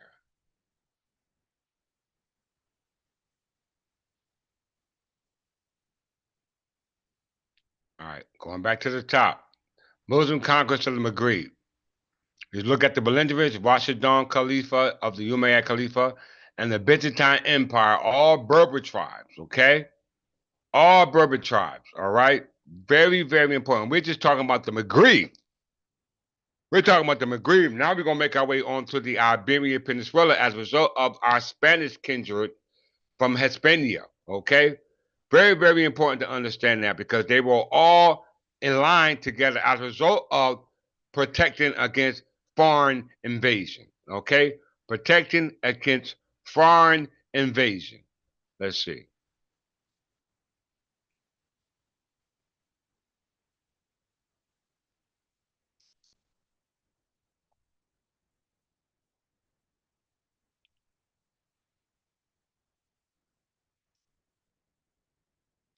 So we had Roderick fighting against the Muslims in 711, all right? We know that the invasion of Carthage was in 698, all right? And this is dealing with all the territory known as Maghreb. Then it went on and extended into what we call the Iberian Peninsula, okay? This is where we're going next. So let's go to the Muslim conquest of the Iberian Peninsula. Let's go there now.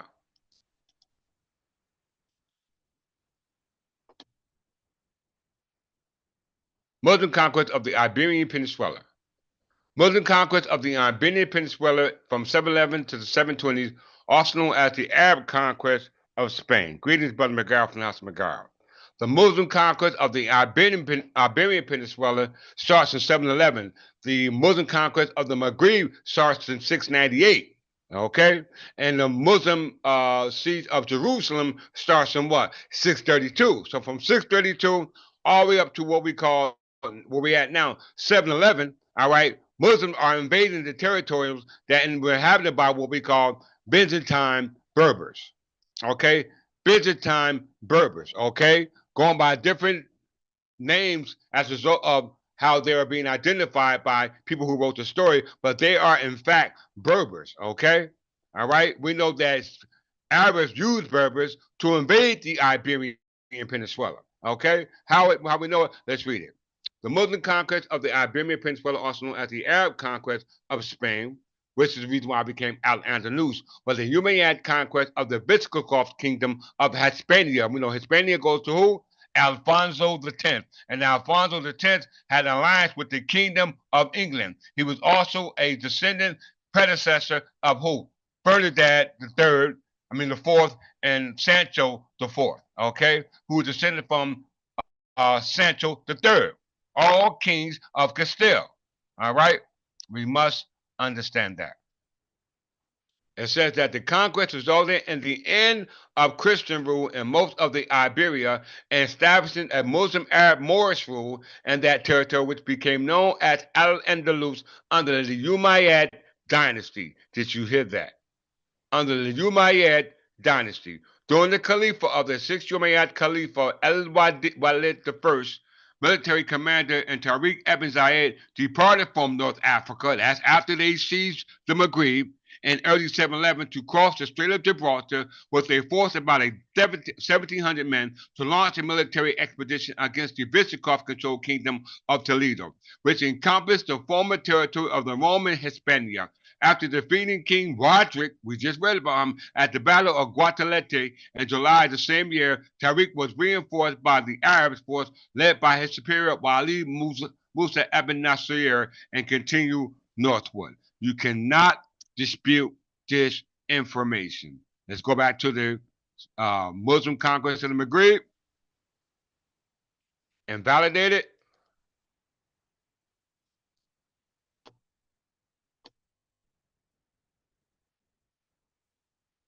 There you go. Byzantine Empire lost its last remaining stronghold to who? Khalifa al-Walid. Okay?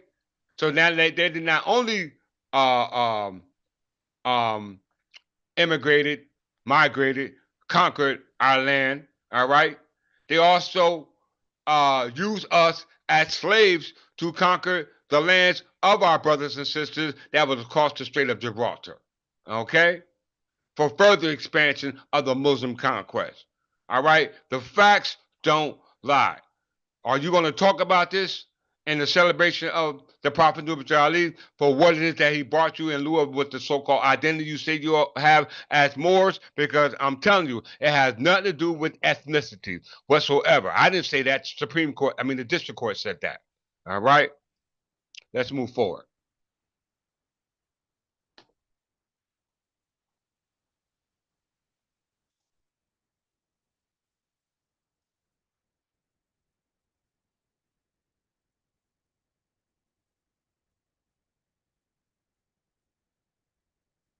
In 713, Theodemir, the Visigoth Count of Mercia, conditionally surrendered, and at 715, Abd al-Aziz ibn Musa was named the first governor of Al-Andalus, naming Seville as its capital. By 717, the Umayyad had invaded Gaul to launch the first raid in Septimania. By 719, Barcelona and Narbonne had been captured. From 740 to 742, the invasion was then disrupted by who? The Berber Revolt.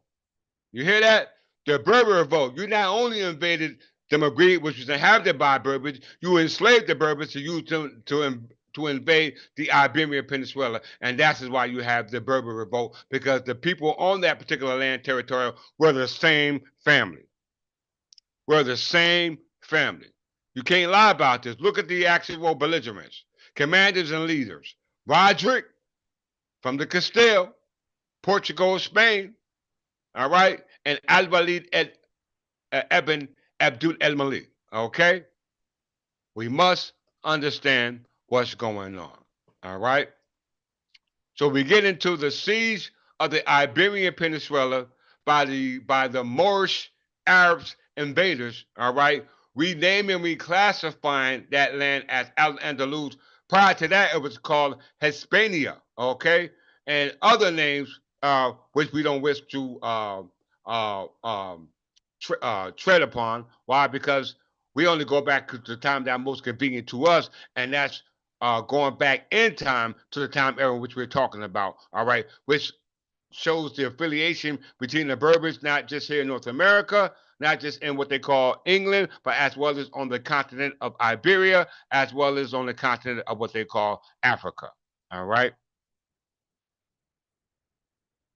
You well said, Archbishop. This is what they talk about, but don't tell. All right.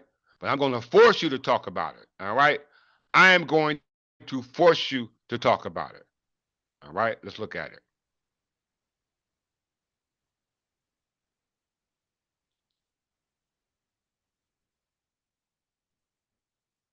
The history of El Tabari transmits a tribute to the Khalifa Uthman, who stated that the road to Constantinople was through Hispania. You hear that? Only through Spain can Constantinople be conquered.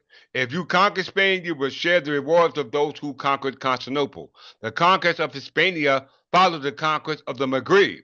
You hear that? Says Walter Kagi. Says Tabari traditions and dubious and argues that the conquest of the far western reaches of the Mediterranean Sea was motivated by military, political, and religious opportunity. He considered that this was not a shift in direction due to the Muslim failing to conquer the Constantinople in 678. All right, in 678. So why is this important? All right, why is this important? Let's go to the Battle of Tozo, Battle of Tolisi. Battle of Tolisi.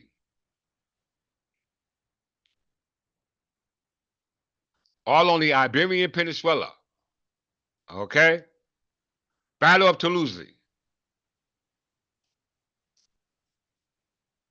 The Battle of Toulouse was a victory of the Aquitanian Christian army led by Odo the Great, Duke of Aquitaine, over the Umayyad Muslim army besieged in the city of Tozli, led by Al-Sam ibn Malik al-Qawlani, the Umayyad Wali, Governor General of Al-Andalus. The decisive Aquitanian victory checked the spread of the Umayyad control westward from Narbonne into Aquitaine. Did you hear that?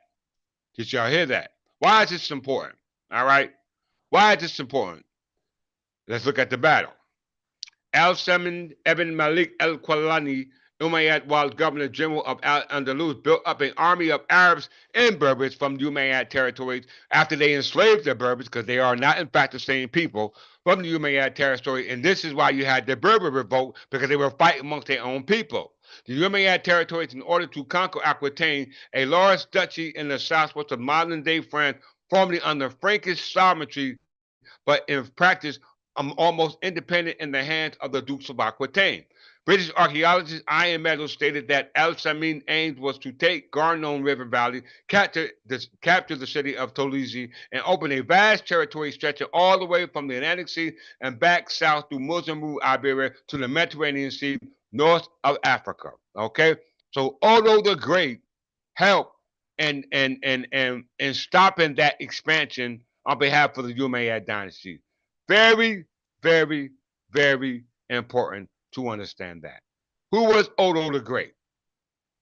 Let's look at him. Duke of Aquitaine.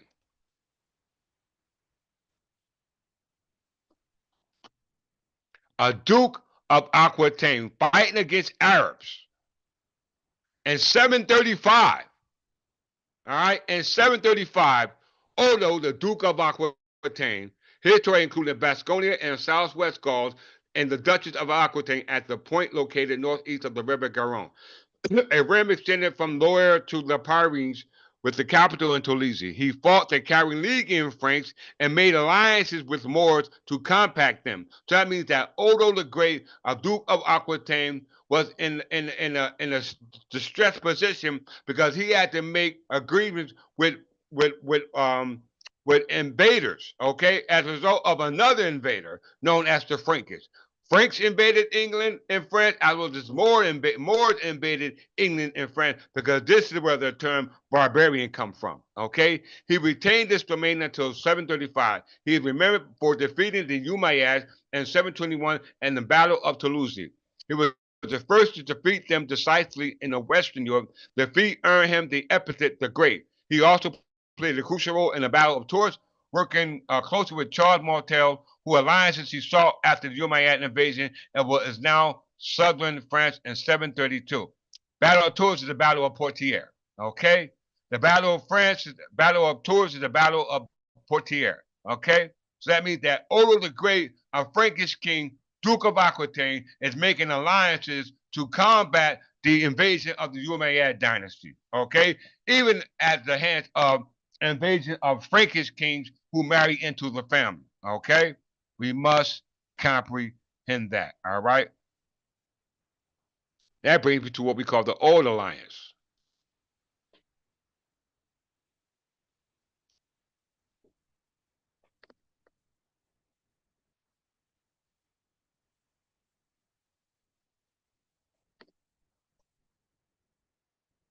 Are you going to talk about this at the Nobel Jolly celebration, my brothers and sisters? Or are you going to talk about this? Because if you don't, you just is the one bad, worse than the ones who did it. All alliance. We already know about this. The first All Alliance against England, all right, was between the Carolingian and the Ottoman Empire. The first, all right, parts of the Frankish and the Abbasid dynasty, which was founded by who? Muhammad. Okay? Now check this out. Birth of the Old Alliance, turmoil caused by the death in 1290 of Scotland's 7-year-old Queen Margaret, the Maid of Norway, left the covetous Edward I of England with the opportunity to assert his authority over Scotland. In response, the Council of 12, which had taken over the government of Scotland, temporarily sought alliances wherever they could be found. Philip IV declared England possession of Gascony, forfeit in 1294, bringing France and England close to war. Alliance with France was clear course for Scotland to take. In October 1295, a Scottish embassy to France agreed in the Treaty of Paris of 1295, brothers and sisters, of 1295 between the Plantagenet kings and queens who descended down from Henry II, son of Godfrey V, Count of Anjou, son of Fulk, ruler of Jerusalem, who were defending our territory from invasions of Arabs, going all the way back to 632, the siege of Jerusalem, as well as the invasion of the Maghreb, as well as the invasion of the Iberian Peninsula, going all the way back to Alfonso X of Castile, who was related to Ferdinand III, all right, who was the father of Eleanor of Castile, who was married to Edward I. Family. Family. This you cannot dispute. Okay? This you cannot dispute. So the Dukes of Aquitaine, in which Odo was, we're talking about Odo. All right? Odo.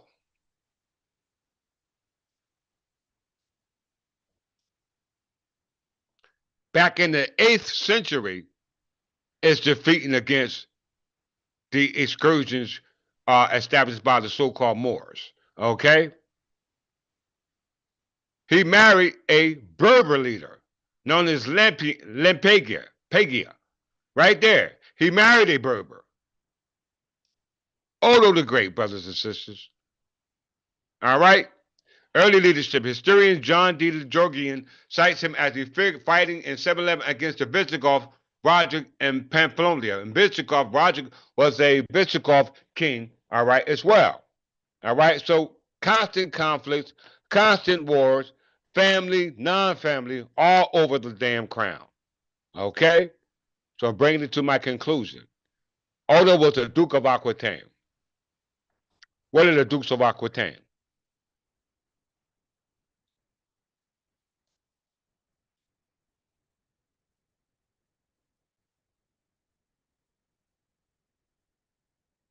The Dukes of Aquitaine was the rulers of the medieval region of Aquitaine under the supremacy of the Frankish, English, and later French kings, i.e. the Plantagenet. As successor states of the Visigoth kingdoms, these were the Byzantine, uh, uh, tribal kingdoms. All right, Aquitaine, Languedoc, Tosli inherited both Visigothic laws and Roman laws, which together allowed women more rights than their contemporaries would enjoy until the 20th century, particularly under the Liber Judiciorum, a codified in 642 and 643, expanded the code of Recesswith in 653.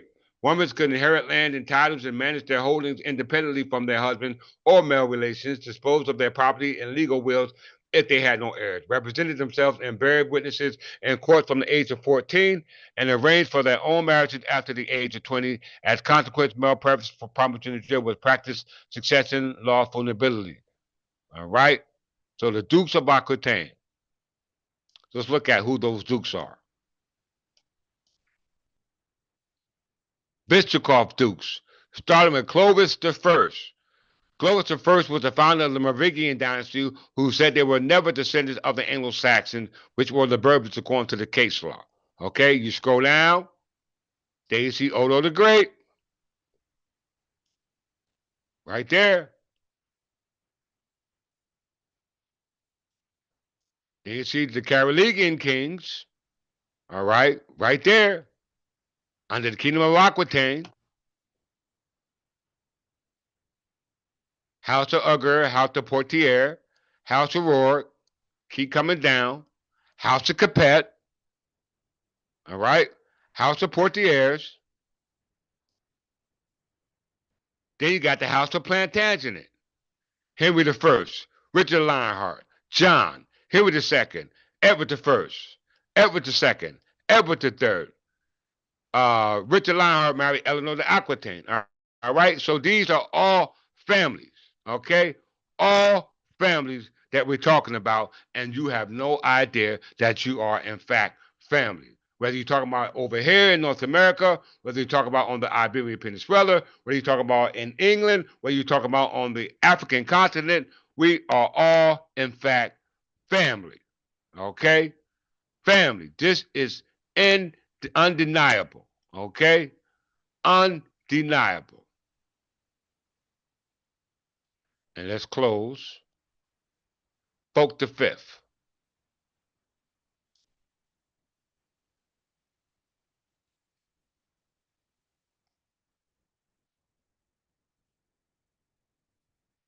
Folk the Fifth, known as Folk the Younger, was the king of Jerusalem with his wife from Queen Meselee from 1131 until his death in 1143. Previously, he was the Count of Anjou as Folk the Fifth from 1109 to 1129 during the reign of Kingdom of Jerusalem. You hear that? The Kingdom of Jerusalem. Who was his son? Godfrey the Fifth, Count of Anjou.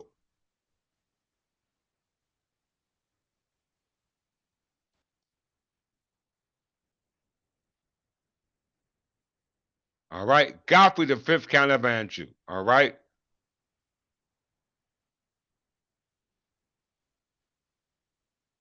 Godfrey the Fifth, Count of Anjou, was the son of Folk, ruler of Jerusalem, going all the way back to the Crusade Wars at the siege of Jerusalem in 1099, as well as going back to the siege of Jerusalem in 632. We were the same family then. We are the same family now. We were the same family then. We are, in fact, the same family now. Okay? You are what your forefathers were without doubt or contradiction. Okay? Without doubt or contradiction. So, with that, let's go right back here in closing. Kingdom of England.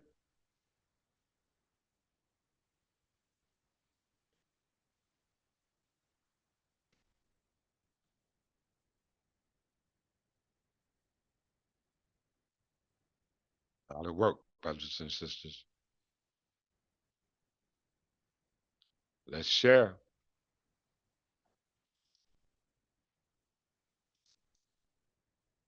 So, all you Moors, all right, all you Moors, you are missing out on a great deal of information about who you are. Okay, whether you want to deal with yourself from here, whether you want to use the continent of Morocco, I'm part of the continent of known as North Africa, the territory known as Maghreb, or on the Iberian Peninsula. You must trace it back to a legit family line. And the only family line you can do that is to start with the kings of Spain and work your way back. The kings of Spain and work your way back. How we know that? Let's show you how we did it. Right here.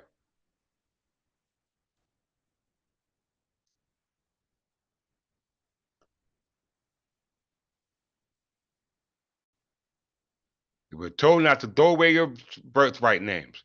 Completion of the conquest of war by Edward I. That was preceded by all that took place prior to Edward I. Okay? All right? And we understand that the Plantagenet crown was ruling on the territory known as the Iberian Peninsula, known as the Dukes of Aquitaine. Okay? Going all the way back to the kingdom of Visigoth, which was inhabited by what we call the Byzantine uh, tribal kingdoms, which were a kingdom of Berbers. Okay? Kingdoms of Berbers before the invasion of Arabs, also known presently as Moors. Okay? As Moors.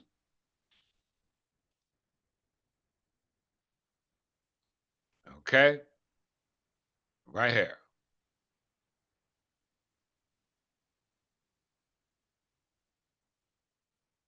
So before we were Moors on the Iberian Peninsula, we were Moors on the in the Maghreb. All right? We were Moors, Berbers, parts of before we were Berbers on the Iberian Peninsula, we were Berbers on the continent of South North Africa, okay? As well as the continent, what we now call North America, because going back to the Paleozoic era, all right, before the Triassic era, New Jersey and Morocco was actually connected by one landmass, okay? One landmass, all right? So, in closing,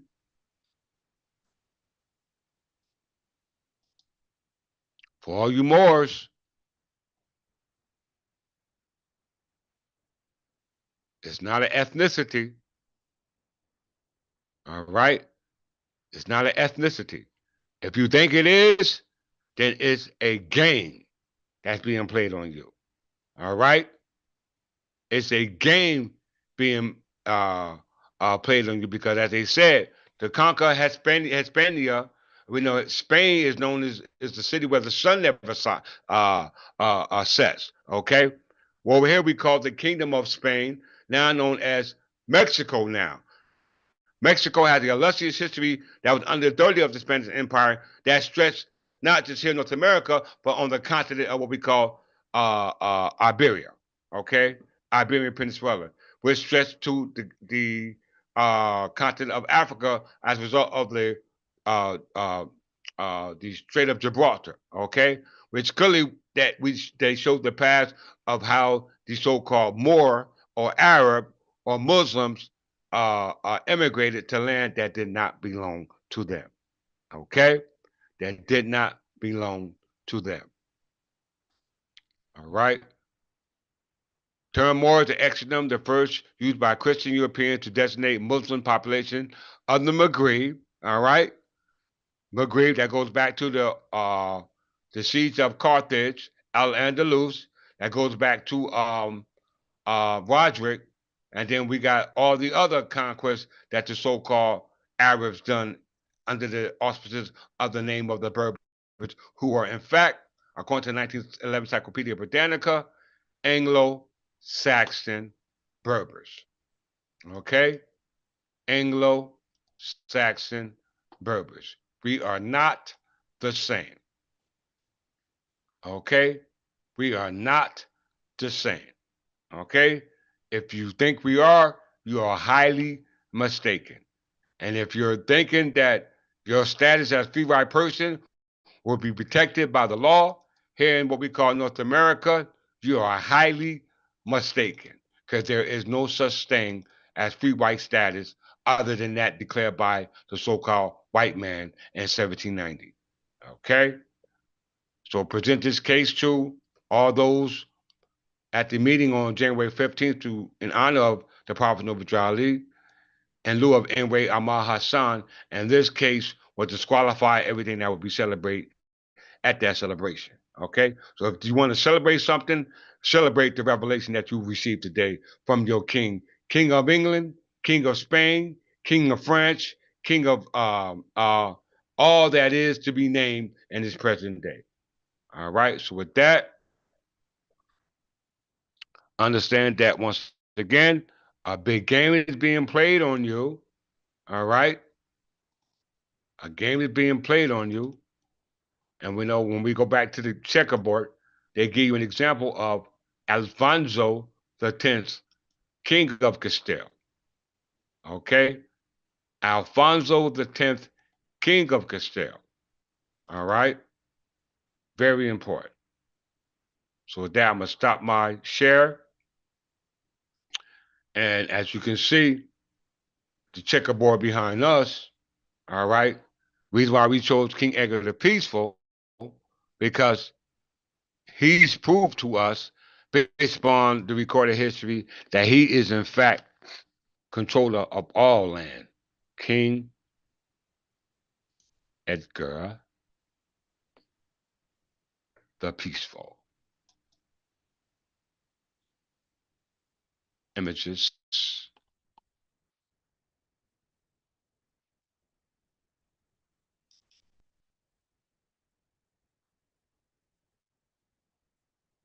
Let me find a proper image.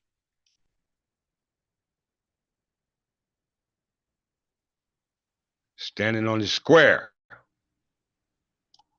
You have to stand on your square.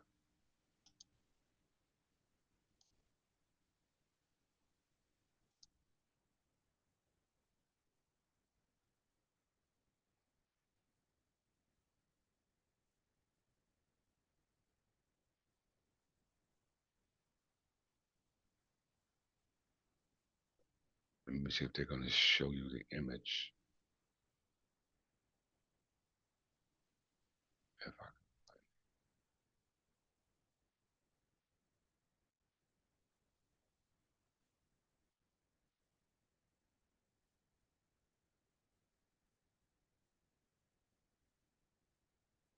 oh, I can do it this way.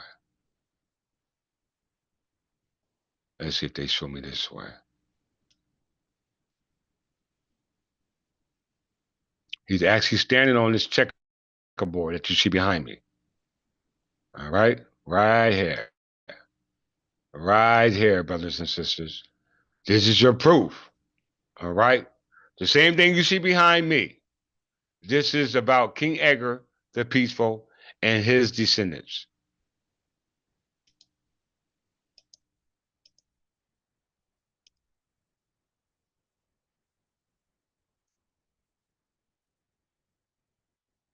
Right? Tell one of the Moors to give you a king standing on his square like I am. Okay? Show me a king that's standing on his square like I am, because I am in fact the reincarnation of King Edgar the Peaceful, whose last name is Jefferson. Show me a king, show me a man, show me a divine person that has met the status or the standard or the qualification for being in the image and the likeness of that bicar of Christ. Okay? Show me one. None can do it. All right? So as a result of that, you're not standing on your square. And with that, just understand how important it is for you Moors to really decide your fate, because if you don't make it for yourself, then I'm going to have to make it for you. Okay? If you don't make it for yourself, I'm going to have to make it for you. You can run from it, but you can't hide. Okay? So you can be in these meetings for 3 or 4 hours, and if you don't ask these questions based upon the history of who you say you are, then you are not honoring Noble Ali. He got a whole chapter on magistrated subject. Let me read that to you before I close out. All right? That all of you are ignoring.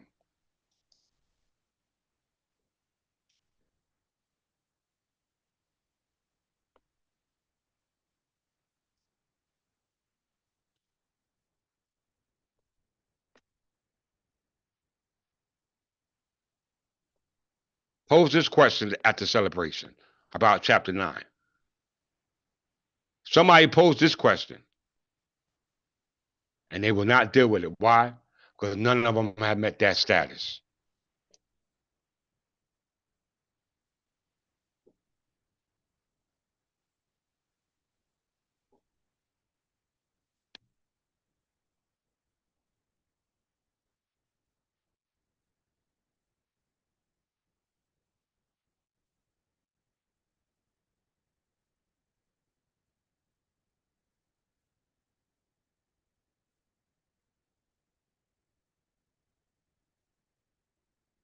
You have no excuse.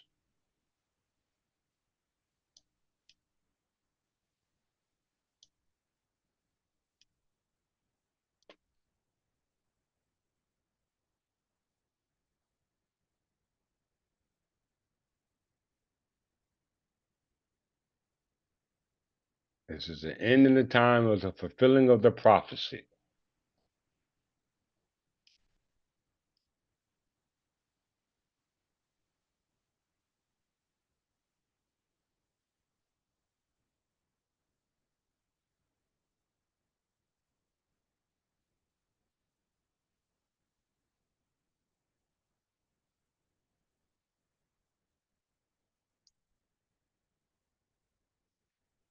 In closing,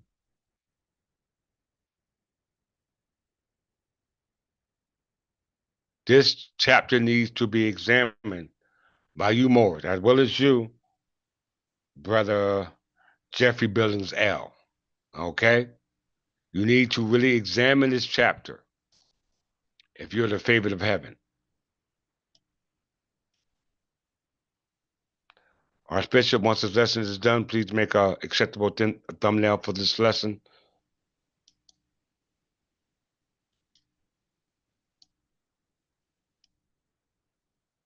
This is what's supposed to be talked about at that celebration. Chapter 39, Magistrating Subject. O thou, the favorite of heaven, whom the sons of men, thy equal, have agreed to raise to sovereign power, and set as a ruler over themselves, consider the ends and importance of their trust, facts more than the dignity and height of thy station. 2. Thou art clothed in purple, seated on a throne. The crown of majesty invested thy temples. The scepter of power is placed in thy hand, but not for thyself were these ensigns given, not means for thy own, but for the good of thy kingdom. Look at the scepter in this king's hand. All right? Look at that scepter. This is fulfilling of the prophecy. I came out of the temple, and now I'm king. So I have fulfilled the requirements of chapter verse 1 and chapter 2. Verse 3. The glory of the king is the welfare of his people. His power and dominion rest on the hearts of his subjects. 4. The mind of a great prince is exalted with the grandeur of his situation. He revolves high things and searches for the business worthy of his power. He calleth together the wise men of his kingdom. He consulted among with freedom and heareth the opinions of them all. That celebration will not suffice. 6. He looked among his people with discernment. He discovered the abilities of men and employed them according to their merits. His magistrates are just. His ministers are wise. His favorites of his bosom deceived him not. That celebration will not suffice. All right? Will not suffice. 8. He smiles on the arts and they flourish. The sciences improve beneath the culture of his hands. 9. With the learned and indigenous he delights himself. He kindles in their breast emulation, and the glory of his kingdom is exalted by their labor. 10. The spirit of the merchant who extends his commerce, the skill of the farmer who enriches his lands, the ingenuity of the artist, the improvement of the scholars, all these he honors with his favor or rewards them with his bounty. 11. He planteth new colonies. He buildeth strong ships. He opened rivers for the conveniences. He formeth harbors for safety. His people abound in riches. The strength of his kingdom increases. 12. He frameth his statutes. That celebration or that congregation will not suffice. You must satisfy these requirements. He framed his statutes with equity and wisdom. His subjects enjoy the fruits of their labor and security, and their happiness consists of the observances of the law. 13, he founded in his judgments, brothers and sisters, the principles of mercy and the punishment of the offenders. He is strict, impartial, and impartial. There is no excuse. 13, he founded his judgment on the principles of mercy, but in the punishment of offenders, he is strict and impartial. His ears are open to the complaints. Pardon, so.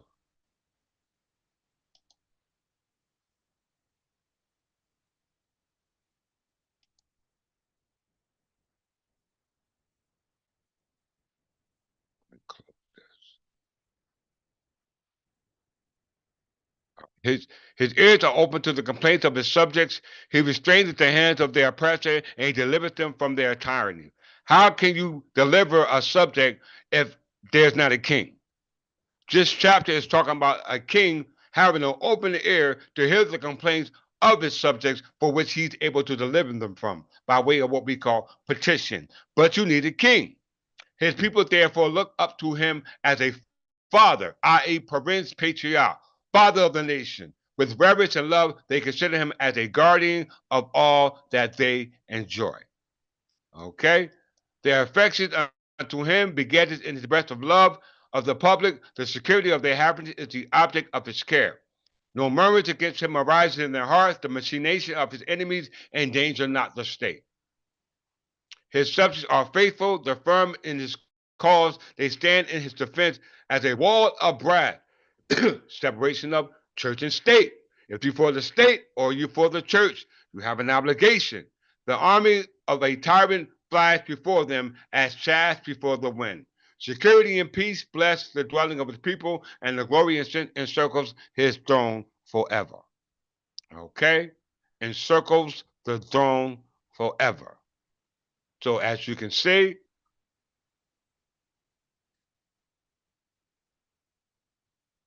this is who you should be celebrating. This is who you should be honoring. This is who you should be recognizing in lieu of that honoring and representing from he who writes your books, because he set your timeline. And time number was when you were not. If that life of time began, that time will come when you will be no more. Hence the word deportation. And with that, I'm going to greet you as I always greeted you. And that's what is in peace